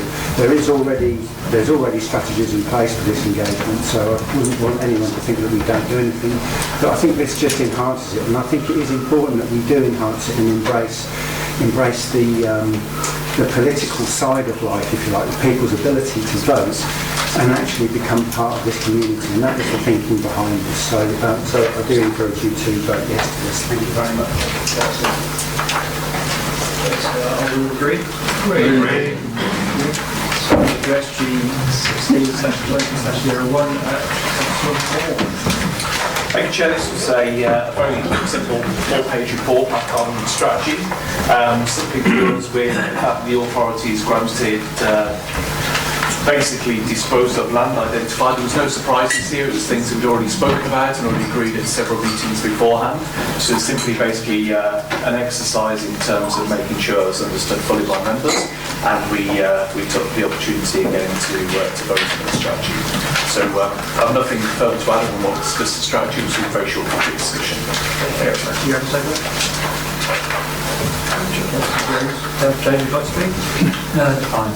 Thank you. So are we all agreed? Agreed. So moving to SG 16/20/02. Again, Councillor Morgan. Thank you, Chair. So rather wisely, before the strategy meeting, members did have the opportunity for a training session with Rebecca Smith on this particular topic, which was well received and very engaging, and that member could ask any questions. So basically here we have to, as a council, we have to communicate this, and it really is very simply our treasury management strategy, and of course in this we have various reports of how we go about our business and manage our cash and so on. And I think the bottom line was here we were not looking to anything radical. It was simply reporting to members what our position is, and the strategy group this went ahead with small amount of discussion. Members were informed because of the meeting, the training from Rebecca, and this passed about. Thank you, Chair. Thank you. Second. Councillor Shepherd. I'm not sure about seconding, but there is something tucked away in the report I'd like to ask some clarification. Could you just get a second? Councillor Oswald, okay. There we are, thank you. Tucked away in the report, tucked away in the recommendation, one of the recommendations is that the revised SIL programme set out Appendix 4 is approved. Now, the SIL programme is a comprehensive estimate. I think you might be on the wrong report. You're on the wrong report, Councillor Shepherd. We're still on Treasury Management, remember before. Are we? We are. Right. I'll sit down again. Look up the answer now. Right, so sorry, we have a second. We have a second. Agreed. We've had a second already, but so are we all agreed on that one? Agreed. So here we go. Moving to SG 16/20/03. Councillor Morgan. Thank you, Chair. So again, actually, in order to prepare us for the events ahead of us this evening and to make sure we understand our papers, with Rebecca Smith again and Richard, we had an excellent training session for the beginning. It's been a long week, of course, in the chamber this week for all of us, and. Of course, this is a very interesting occasion because obviously this begins the culmination of the cycle of this paper, and as we progress throughout the evening, we must take a pause and realise what a momentous occasion this is. We are about to go into the final budget setting programme for this local authority, and of course, as we spoke about earlier, a lot of demands on officers to make that transition to the new authority. Now, when we discussed this paper on the evening, there were some highlights, of course. One of those was the council tax, the £5. We first mentioned that in here. We also have the capital strategy set out by our 151 officer, and also talks about the fact that we've committed to our strategy in terms of quite a pace of work, including the cinema, reach for health, and all these other things. And again, if I may hark back to the conversation we had earlier about climate change, taken in context, we're a very busy local authority with very short time left. So there's quite a lot to deliver, as we spoke about in here. And before Councillor Shepherd preempts us, one of the points I was going to make about SIL funding actually was we did identify here a risk because we'd heavily committed to a forward programme. On the evening actually itself, I did point out in one of the sections that there was potential risk in those because of obviously forward monies, etc. Of course, I don't want to preempt Councillor Shepherd's question, but that might be part of the risk that we're highlighting, which was on this paper. But I look forward to the questions from Councillor Shepherd and put this to the committee. And of course, one final thing actually, when in section 3.1 discussed it in the evening, the kind of context was about, you know, the SCO, etc. And of course, now that is history because it's happening, and then we'll start to look at things through that clear lens. Thank you, Chair. So firstly, we have a seconder. That's right, Paul. Okay, would you like to speak? Councillor Sheffield. Thank you, Chair. I'm terribly sorry for being premature. That's happened before, and it's not happened to me. It's terrible. Yes, I do hope that one of the things that I'm going to be told in response to this query is really I should have been present at the presentation by Rebecca Smith, and I've got the answer. But there we are. We have at Appendix 4 a comprehensive analysis of anticipated SIL receipts, payments and balances. And we have, in relation to Buckton Fields, an existing approved programme of receipts of 3.238 million. We have a proposed programme of SIL receipts from Buckton Fields of 3.4 million, a significant increase. We have an approved programme, described as an approved programme, of parish receipts from those SIL receipts of 648 million. And we have a proposed programme of SIL receipts passing to the parish receipts of 469,000, 200,000 down. So the programme is providing for 200,000 less parish receipts than was previously the case. Now, two things arise from this. Firstly, what message does this give to the parish? The parish probably doesn't see these documents, but insofar as we as a district invite parishes to plan the use of SIL receipts that is entirely within their purview without any restriction, they're entitled to know with a degree of certainty what those SIL receipts are actually going to be. And it's not terribly helpful if at a stroke those SIL receipts are reduced as a programme by 600,000 from 600,000 to 400,000. So the communications issue, obviously. And it rather begs the question of what we mean by programme. Because it's actually a guesstimate. It's actually, as I understand it, it's really our best guesstimate of what the cash is going to end up being passed over to us and to the parish. So I accept that is currently our best guesstimate. But I think it would be helpful for Daventry Parish Council in particular to understand why the reduction, why it is the case that there is a £200,000 reduction in the programme. Secondly, is that figure, as currently stands on the programme of 469,000, is that fairly firm? Is that a figure that is still subject to further reduction by the application of the SIL cap?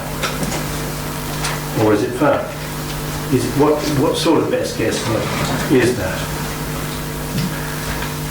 And thirdly, when we last raised the matter, the portfolio holder kindly agreed, we accepted that he would arrange a meeting with me and others before Christmas, some 11 weeks ago now. That hasn't happened. I'm not going to bang the table and whinge, but he has confirmed to me that it is going to still happen. Had it happened, we might not have had this conversation now, but there we are. So, would he agree with me that when he eventually meets, he'll give favourable consideration to SIL funds being made available to supplement those of Daventry Parish which are being paid over? Because the background to this, as we know, as I've banged on about before, is that with 1,050 house development in Buckingham Hills, with 2 106 agreements, in neither of those 106 agreements is there a B for community facilities on site. And so any community facilities on site really has got to be paid for by SIL, and that's really the essence of the issue. So, 3 questions. Can you help on the explanation of the reduction?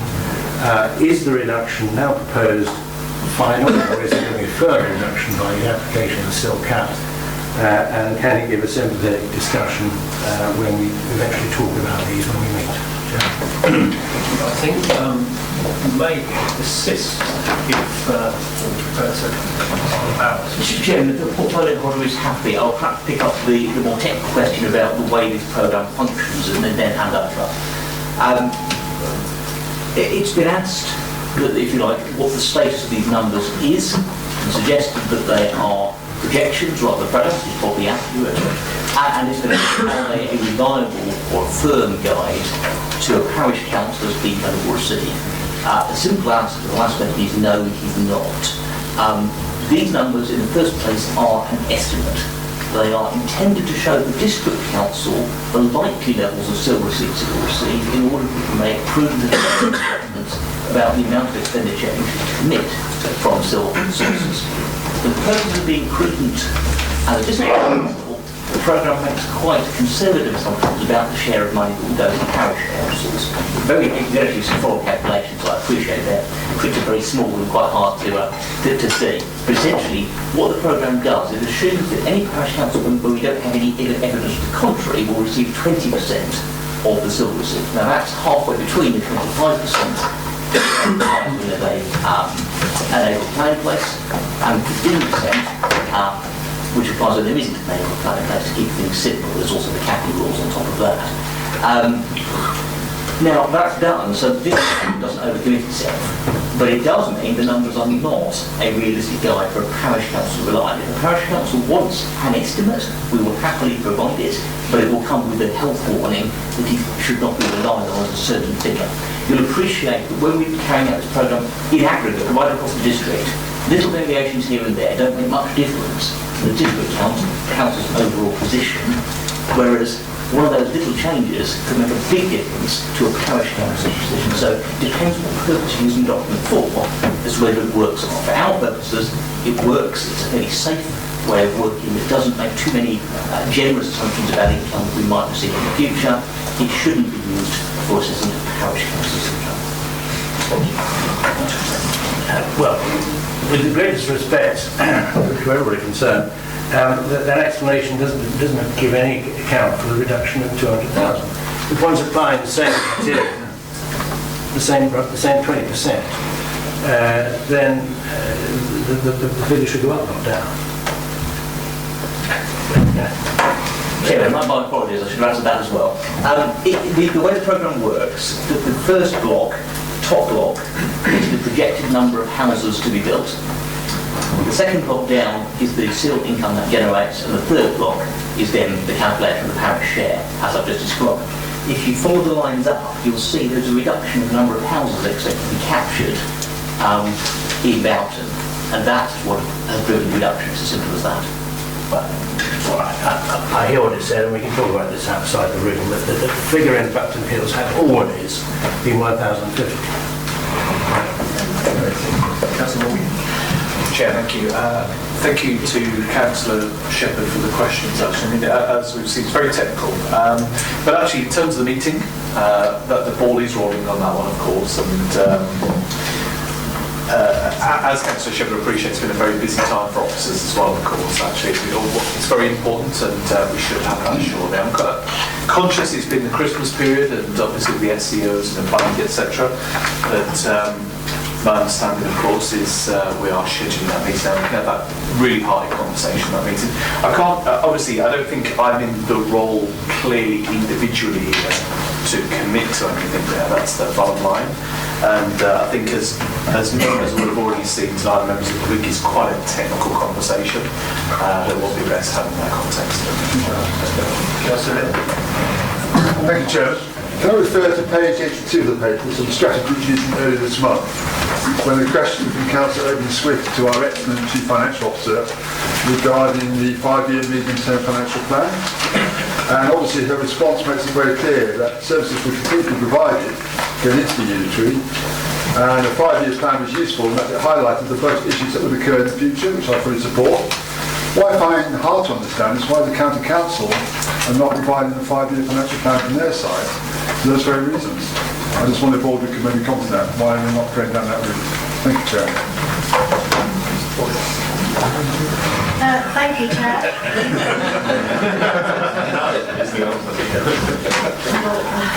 I could guess and surmise as to why, but I cannot answer in terms of why the County Council are not doing that. And certainly as a group of Chief Finance Officers across the county, we have talked about them moving forward. What I would say is that in response to some of those challenges from us 151 officers is that they are very much concentrating their efforts on getting a balanced position for 2021, and as part of the unitary going forward, it was very important for them to get to that place where it was balanced, to be in the best position for the unitary going forward. But yes, in an ideal world, we'd all have a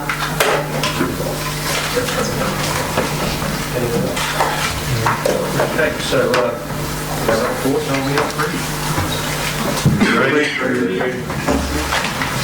So we're addressing 18/20/01. As this was in the exempt conflict papers, if you wish to debate this, we will need to do a change. So, Councillor Hill. Thank you, Chairman. Members, I'd just like to remind you that that strategy group is items on pink pages, and please remember that. Now, the recommendation is that the environment be made as set out in the report which was previously circulated. To me, the Phoenix Centre is another jewel in the crown, and the refurbishment and extension to the centre has been very successful. Now, despite this, there has been an extension, a protracted period of disagreement with the contractor. Nevertheless, in the original report, it outlined how the settlement can be met without increasing the capital budget. And I repeat that, without increasing the capital budget. This means it will enable the council to draw to a head the current impasse. It is worth emphasising that this has not affected the operations of the centre in any way. It makes sense, it's cost effective, and I would ask all members to support this and therefore bring the matter itself to its final conclusion. Thank you, Chair. Yeah, second. Councillor Jones, would you like to speak? Nothing to add to that. Anyway? Okay, do we agree? Agreed.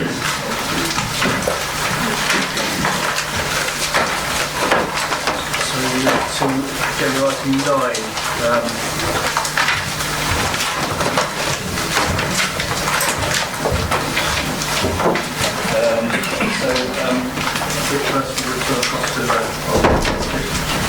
Thank you, Chairman. As you know, it's a legal requirement that each principal council has a monitoring officer, and you will also all be aware that current monitoring officer has resigned and is leaving the authority on the 17th of March. We therefore have to consider a replacement monitoring officer. My recommendation to you, which is why Tony has left the chamber, is Tony Gillett. He's already in the position of being a deputy monitoring officer appointed by Simon. And that basically is the essence of the report. Thank you. So we have a proposer, Councillor Miller. Thank you. Seconder. Can I propose, could I just say a few words about Simon Burnley, because obviously it's his last full council meeting tonight. And believe it or not, Simon's been here over 30 years. Now, you wouldn't believe it looking at the man. Because actually, when I first came across Simon in 1998, when I first got elected, he still looks the same today. Now, it could be taken one of two ways. He looked very old then, or he's actually looking okay now. But the truth is, actually, I think Simon's been a tremendous asset to this council over those years. And he's had some tough challenges, actually. When our chief secretary, some years ago, he took over from him, and he did an excellent job there. Then a number of years ago, he became the interim chief executive of Northampton Borough, and all the feedback I was getting about his role there was very, very positive, which made it very surprising to me when he didn't get the job in the end. It's nothing against the current incumbent, Mr. Chandler, but Alan, I know that Simon did an excellent job there, and it just proves that this man was, a man of quality, and I think we should all recognise the excellent efforts. And being a monitoring officer, as you know, it's not always easy, and sometimes he's got some tough things to do. But I think at the end of the day, we should recognise that Simon's been an excellent asset, very loyal to this council, very loyal to the area, and we wish you all the very best. I guess you'll be watching a lot more football and sports as you move forward. I saw his blue and white scarf the other day. It's nice, it's a rugby scarf rather than a football scarf. But he comes from the same part of the world I was born in. I was born in Bristol myself, and he's a Bristol Rovers fan. He also follows Bristol Rugby Club, for those who don't understand the round-ball game like Ian. But the truth is, I think we should all realise what an excellent asset Simon's been to this council, and wish you all the very best, Simon, when your retirement starts on March 18th. And we'll hopefully keep in touch somewhere along the line, but thanks much to you for your efforts. So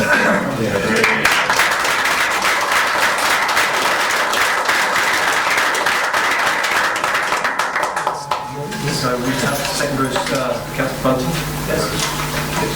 Yeah. Would you like to? Yes. Can I echo Councillor Miller's words about Simon, who I've known, I think, nearly for 20 years now. Far too long, Simon, far. And can I also commend to the council Tony, who I've also known for a similar time, and he's worked very closely with me on corporate governance, and I think you'll find he will be an excellent monitor officer. That Simon has carefully honed, developed and cherished skills and abilities, and will be able to give just a similar wonderful advice to us. Thank you.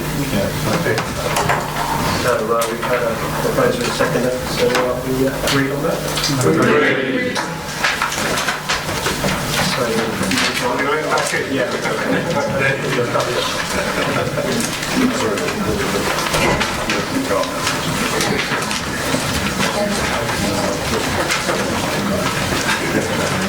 So moving to item 10, the local government care ombudsman report.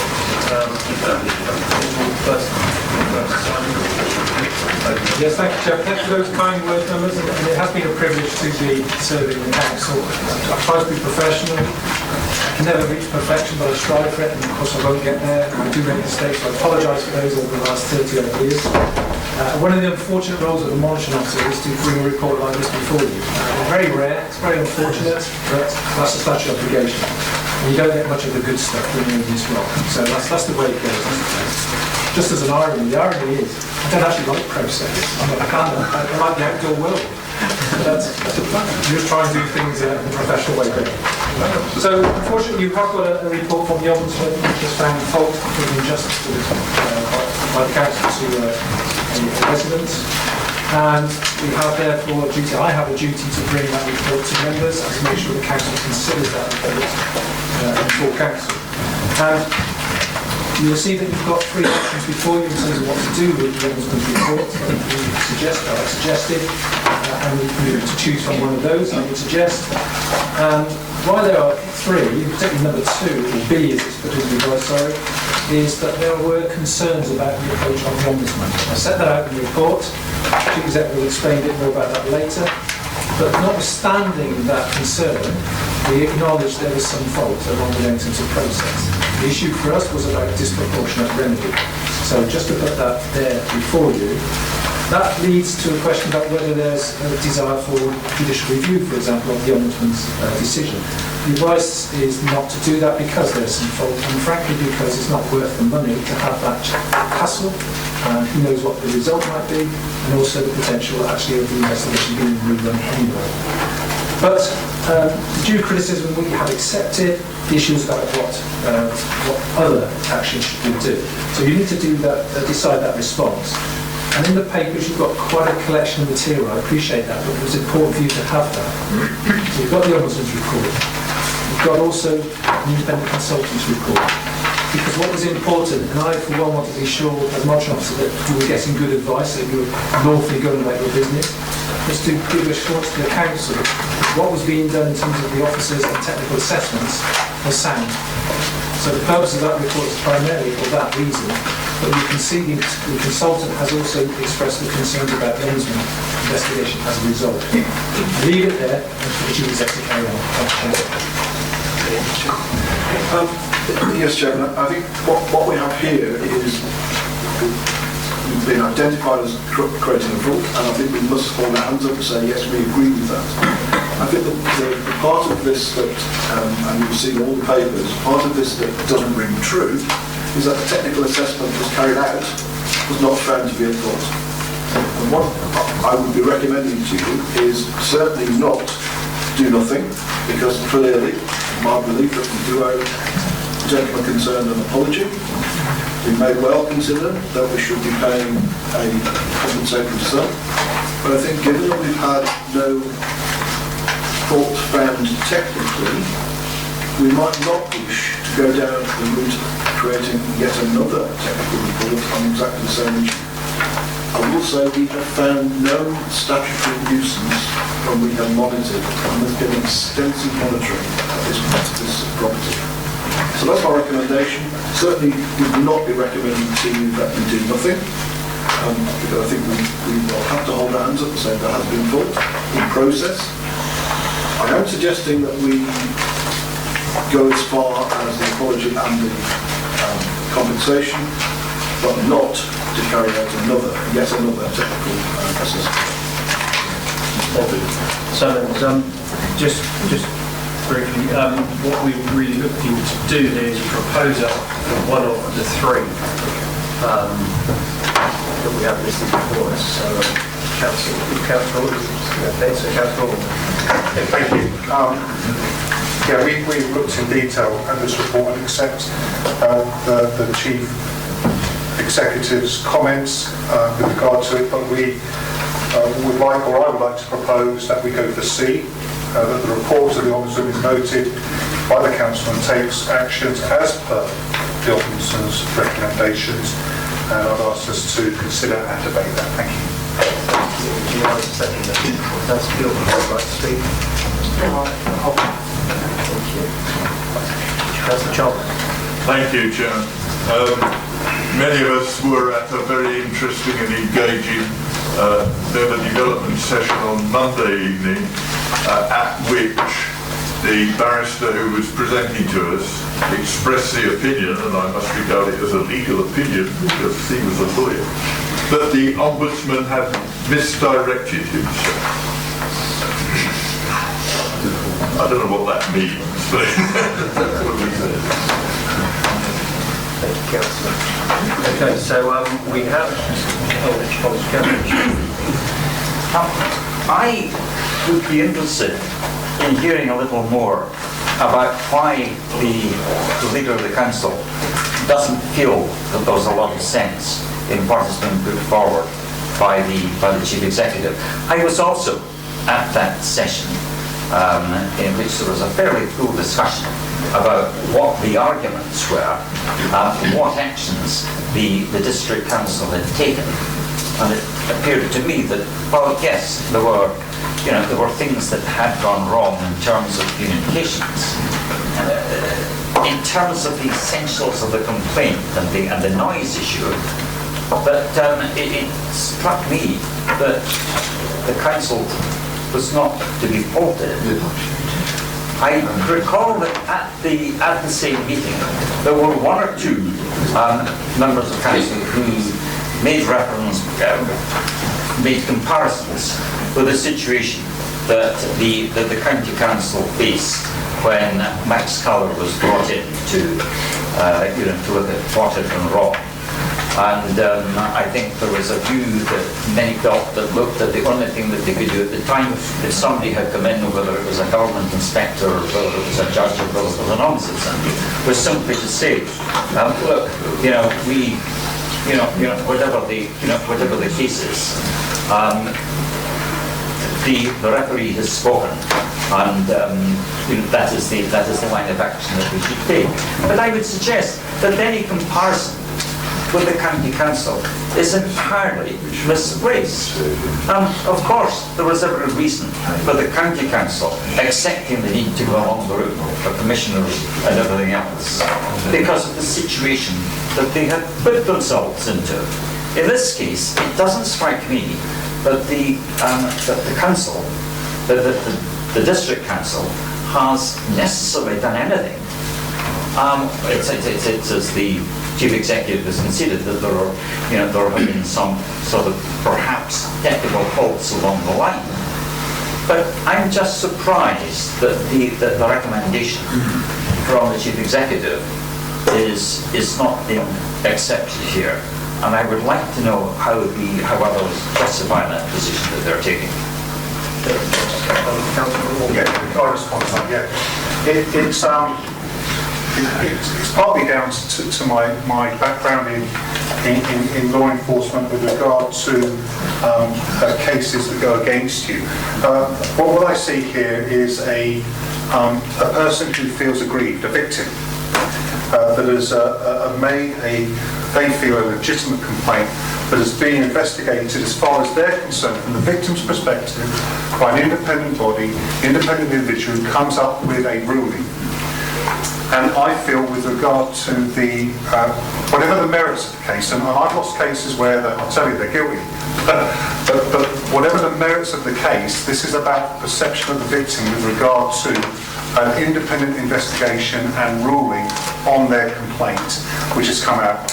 And I feel that my rationale, now I may be wrong, colleagues, and this is a vote for whether you agree or you don't agree, I think it would be appropriate in this case to accept the Ombudsman report, thereby the victim feels they are vindicated based on the ruling of the Ombudsman, and therefore then we can put things right, go through the process and then move on from it. I also feel there may be a perception that we are cherry-picking elements of the ruling, and also I don't think that's particularly healthy for the reputation of the council. That's my view. And I accept that I'm not infallible, and that's the reason why I propose this, and of course people are quite welcome to disagree with me. Thank you, Chair.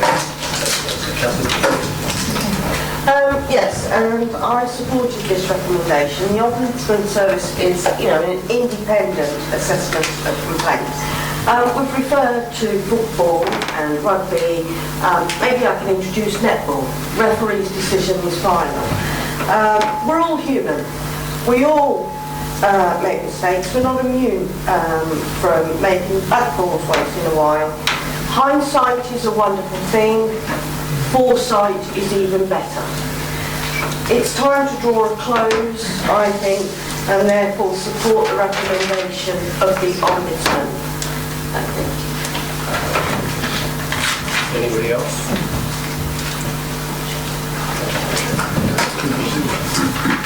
Thank you, Chairman.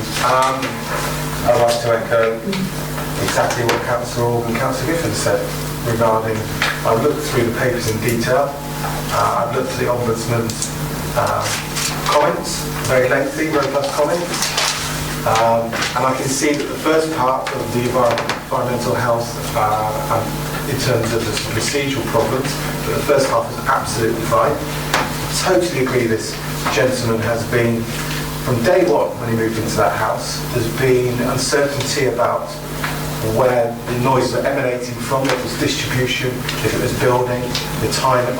Either way, the Ombudsman has found in favour, and I completely endorse all the recommendations as well the Ombudsman's made, along the same lines as both of you.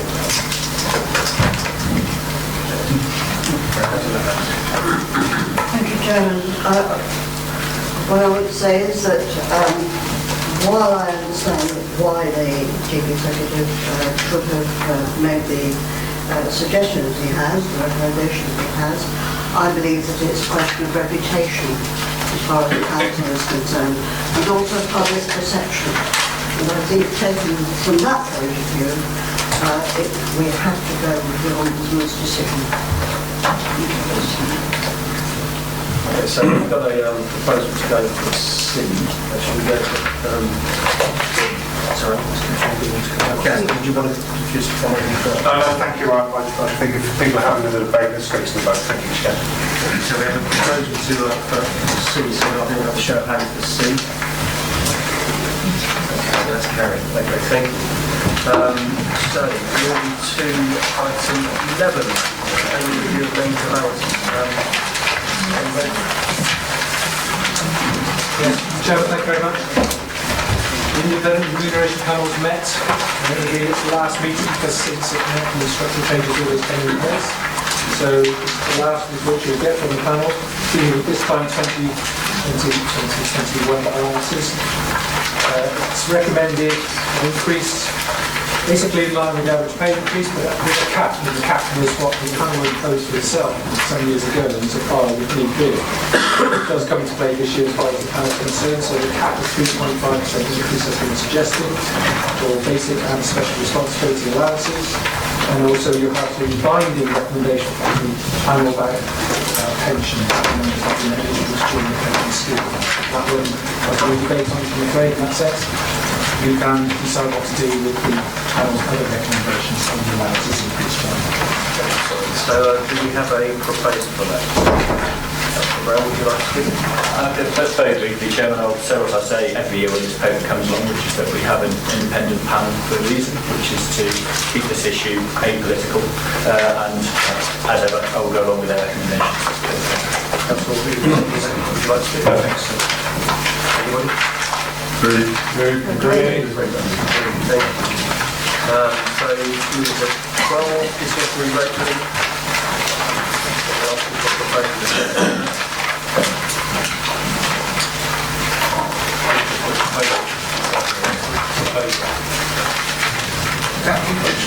Chair, sorry. Is it my paper now? You asked me to sign that. No, well, I was slightly lost, so where am I?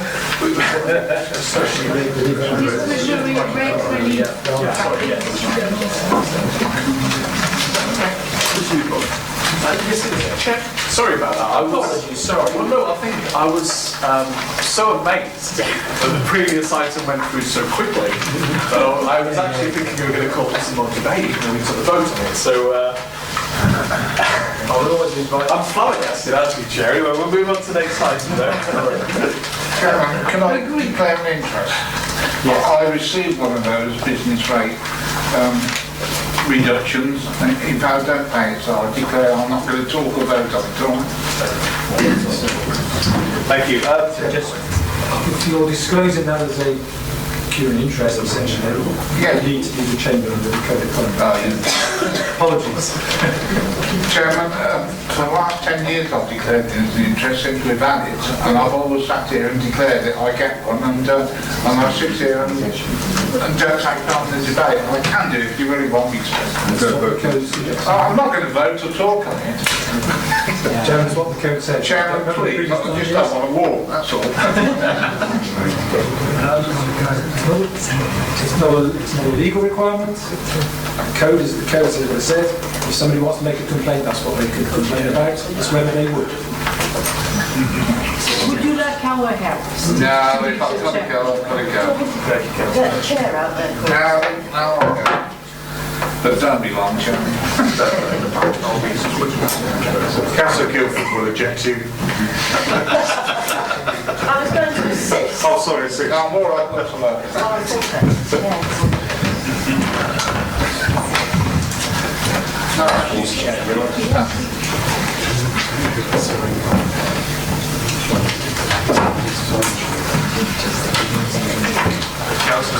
Chair, thank you. I think Councillor Osborne obviously unexpected, so he's not prepared to stand up. But this one's very straightforward. I think the best way you can describe this is it's a no-brainer.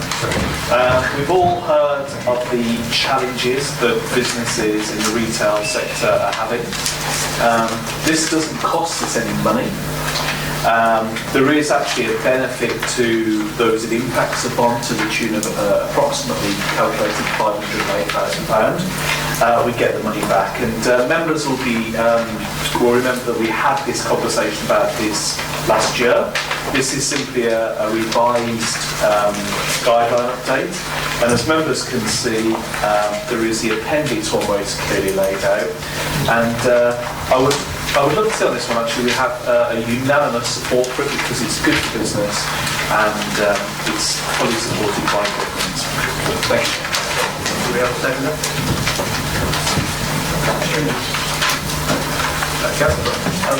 I'll be seconded it, Mr Chairman, because as my colleague Councillor Morgan said, it is good for business. However, I'll repeat my partial complaint and suggestion to central government that more flexibility is inserted into this scheme so that local councils can choose to endorse and support businesses that are considered to be of strategic importance to the local area. Now, I don't believe a prescriptive list is compliant with the localism that we should have in local government, and if anyone out there is listening from Whitehall, then some changes would be nice. Yes, thank you. Yes, well, I appreciate some context on this in terms of, I mean, just quoting rateable values to me doesn't actually mean much. A couple of questions really, I don't know whether Councillor Morgan or somebody else can answer this.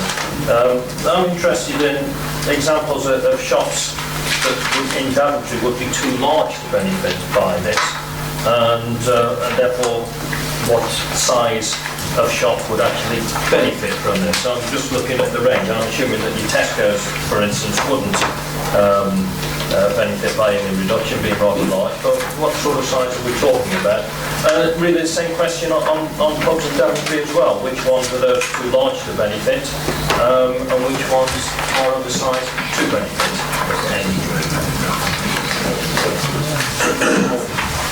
Thank you, Chair. I'm always welcome to support from officers as well with this particular one in terms of it, particularly some, but there is of course in section 5.1 a further point. In fact, I did raise this last year in terms of the European state pressure and the expectation that larger chains would not take the same benefit, but happy for Simon to ask further clarification on that too. Thank you. Thank you, Chair.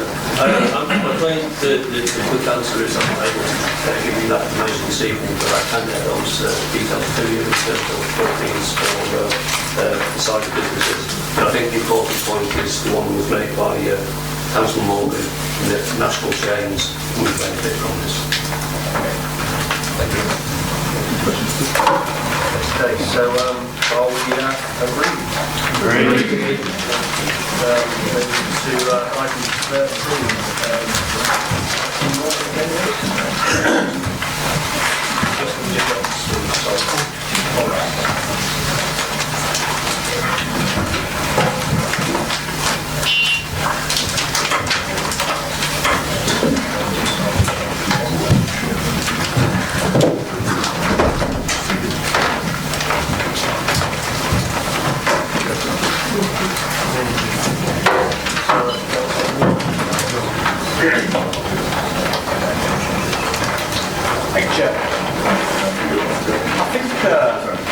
Only last night we had training on this. It doesn't feel like only last night on it, does it? It's been such a meeting.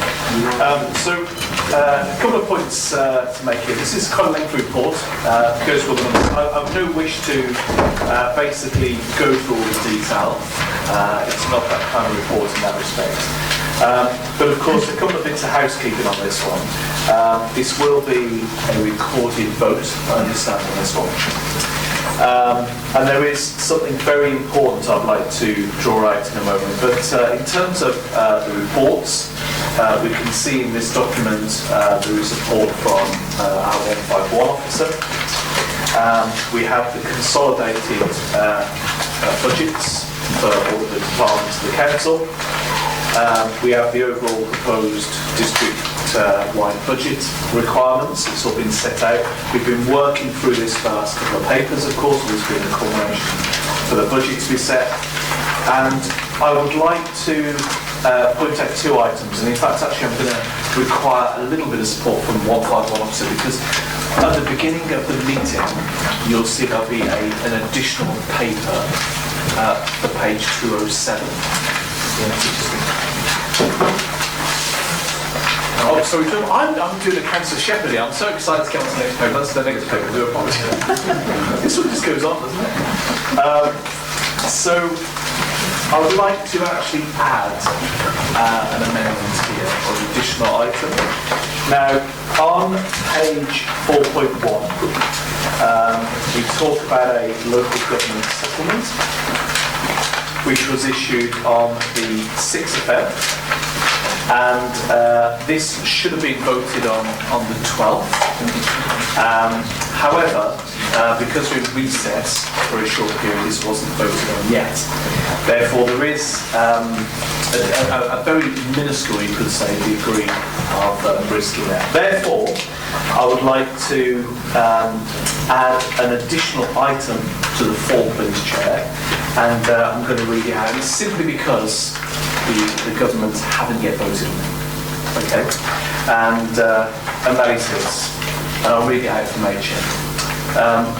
Delegate authority to the sectional S151 officer in consultation with the portfolio holder for resources to make any adjustments to the budget required as a result of the final settlement.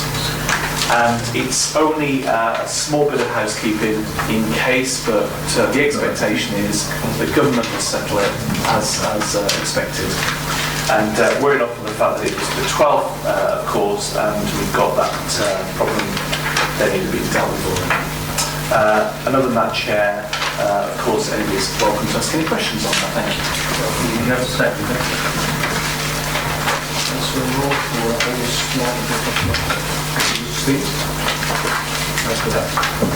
Yes, thank you, Ken. I refer everybody to paragraph 5.5 in the general fund revenue reserve projections. We did touch upon this under training last night, and I thought I'd have to say something this evening. We see in years 2023-24 and 24-25 we have a very significant deficit in our reserves. And I suppose fortunately for this table it doesn't go beyond 24-25, but it seems to me that the trend very clearly is down, very clearly that the reserves would be rapidly used up if this trend did actually continue.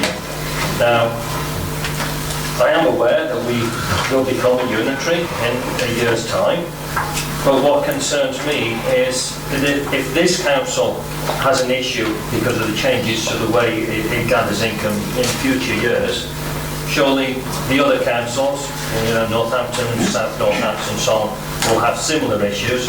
I found it interesting the reaction from the county council going out, as was mentioned earlier tonight, which gives me a great deal of concern. So I just wonder whether we as a council are ignoring the future that is rapidly arising. This is a car crash waiting to happen. It is HS2 coming towards us, quite frankly, if that's like anything ever gets built. At a rapid rate. It is only 3 years away, and I would have thought that if we weren't being abolished, we would have to be taking action now to avert this before we fell off the cliff face. So my question, or my request really, goes to this council administration. I'll look at the leader really, that if we have got this issue coming up towards us, I choose my language very carefully, perhaps I haven't got the right descriptives for you, I can think of words that wouldn't be appropriate here. But this is a cliff edge coming up, and this is down, as I see it, to Westminster government imposing this on councils. So I would be grateful if the leader could liaise, lobby, whatever the expression would be, with their friends and contacts in Westminster, considering our MP as well, to see what's going to be done about this, because this strikes me as government dithering and delaying, to quote somebody that I think should be forgotten, and we need to have action taken on this, and therefore the government needs to gird up its loins and decide how it's going to deal with local government finance.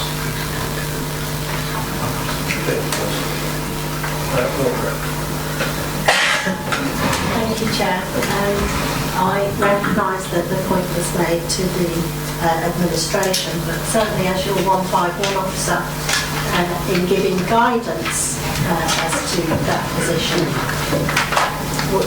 we've always taken great care that in terms of our levels of reserves, and I've heard them commented on in the chamber of those levels of reserves, that the more foresight we can have in what is around the corner, and this is to some extent with professional knowledge, some crystal ball gazing, we are talking, 3, 4, 5 years out. But we've always put ourselves in the position that we have adequate reserves to plan for those changes rather than just react to the things that happen. So having those reserves there. The other thing I would say is that the main change that causes that deficit is the current policy on the retention of business rates. And this council has been very fortunate in terms of that current policy and how much of the growth in business rates we've been able to retain. And even as part of that policy, it was always the intention of government to have a reset. And in fact, we benefited from the reset being postponed by 1 year. And the other thing that should help shape the future is that there is a fair funding review across the country, and we look forward to seeing that it is spread more fairly and takes account of the issues that are causing some of the deficits, not just for this council but the county council in terms of social care and health. Councillor. Yeah, I think you make a valid point. I don't think any of us are blind to the fact that there are funding challenges ahead. And I think they are more imminent than a number of years away. We have a straw man being created with regard to the design of the new council, and that straw man will include how much it's going to cost and what sort of income we've got coming in. So, there are some big challenges, but I can assure you that every leader in the group that are trying to work our way to making sure we can balance budgets of the unitary in the first year, and generally with working with our MPs with regard to their funding, it's a really, really live issue. And so I think it's just business as usual. That is the environment we're in, and we need to fight whatever colour we fly, whether it's the Liberal, Labour or Conservative. We all need money to run public services, and we are acutely aware of the challenges ahead, and will continually fight to get money to pay for services for our residents. Thank you, Chair. I appreciate Councillor Dove's point. Actually, that was picked up on the train last night, and it's something I've commented on over the last couple of years in this role. And, we've heard comments such as the 151 officers over-prudent, always pitches a bit high, etc. But I'd actually like to use this opportunity, which is, of course, our last budget as a district council, to say two things here. One is, if all goes to plan, in terms of how we projected this, we will finish the district council period with that small budget surplus, and we will be able to use that. And like I've often said in these occasions, the tax payers and the people we serve will still be here, even if the district council aren't. And the second thing I'd like to say is actually I'd like to give credit to the Section 151 officer Audra and her team to actually have kept us in good shape with careful financial management over these years, so we are at least in that position to pass this forward. Thank you, Chair. Okay. So that's a recorded vote, so we'll go to the vote. Please advise if you're for or against the motion, or asking. Councillor Amos. Agree. Councillor Alder. For. Councillor Brown. For. Councillor Bunting. For. Councillor Chandler. Councillor Cribbin. For. Councillor Dutts. Against. Councillor Eden. Councillor Frost. For. Councillor Guildford. For. Councillor Bruton. For. Councillor Harrington Carter. For. Councillor Harris. For. Councillor Hills. For. Councillor Amy Howard. Councillor Wayne Howard. I'm for it. Councillor Irving Swift. For. Councillor James. For. Councillor Lomax. For. Councillor Longley, also not present today. Councillor Matton. For. Councillor Miller. For. Councillor Morgan. For. Councillor Osborne. For. Councillor Parker. For. Councillor Peck. For. Councillor Pritchard. For. Councillor Randall, also not present. Councillor Ritchie. Abstain. Councillor Shepherd. For. Councillor Smith. For. Councillor Warren. For. Councillor Wesley. For. Councillor Mulder. For. So, business to item 14.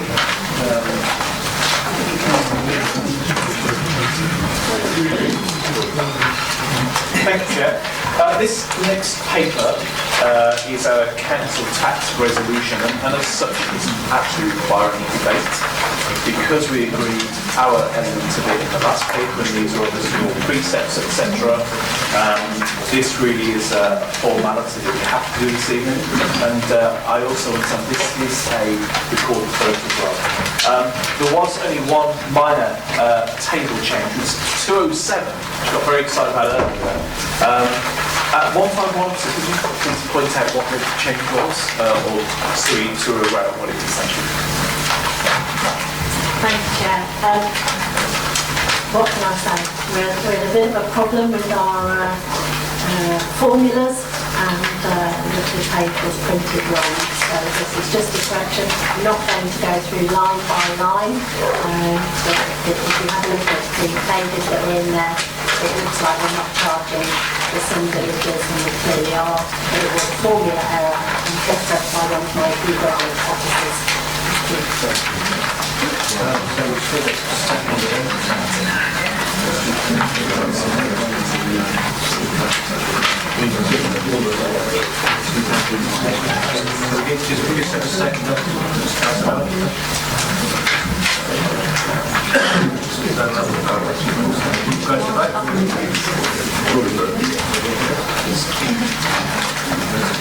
So again, you can indicate if you're for motion against or abstaining. Councillor Amos. For. Councillor Auger. For. Councillor Brown. For. Councillor Bunting. For. Councillor Cribben. For. Councillor Dabbs. Abstain. Councillor Eden. Councillor Frost. For. Councillor Guildford. For. Councillor Griffin. For. Councillor Harrison Carter. For. Councillor Harris. For. Councillor Hills. For. Councillor Wayne Howard. For. Councillor Irving Swift. For. Councillor James. For. Councillor Lomax. For. Councillor Matton. For. Councillor Miller. For. Councillor Morgan. For. Councillor Osborne. For. Councillor Parker. For. Councillor Peck. No. Councillor Pritchard. For. Councillor Ritchie. Abstain. Councillor Shepherd. For. Councillor Smith. For. Councillor Warren. For. Councillor Wesley. For. And Councillor Mulder. For. So maybe to item 15, Councillor Brown. Thank you, Mr. Chairman. We've just got time for this final paper of the evening. It's a statutory requirement that this council reports on its pay policy statement for the year ahead. I don't intend to take members through the whole paper, as I'm assuming they've read through the policy and I'm happy to take any questions. I would just draw members' attention to one particular change from last year's pay policy statement, which is that because of the reconfiguration of our senior officer team, we have a duty to report via this statement the top 3 bands of employee income. Previously, because we had a chief executive, a deputy chief executive, and then a senior officer team, those were the 3 bands that would be picked up in this report. However, with the sad departure of Simon Bailey, it means that we move to a structure where the pay bands go chief executive, senior officer team, and then a band of service managers who appear in this report for the first time. I'm happy to report that the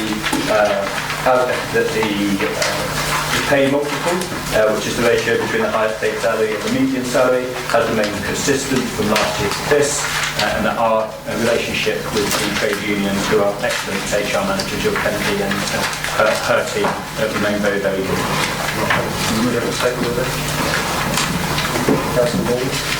Chair, I wish to make any further comments. A report needs to be made.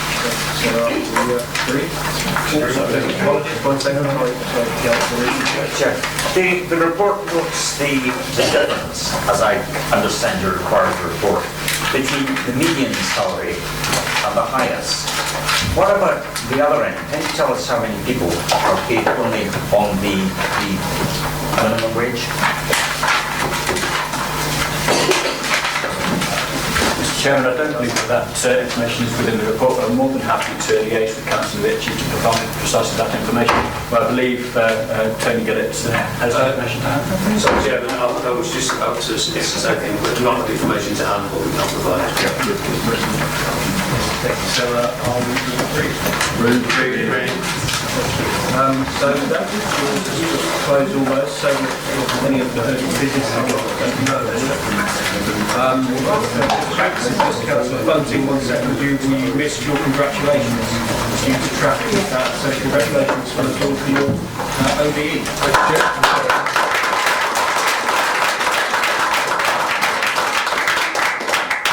So that concludes business.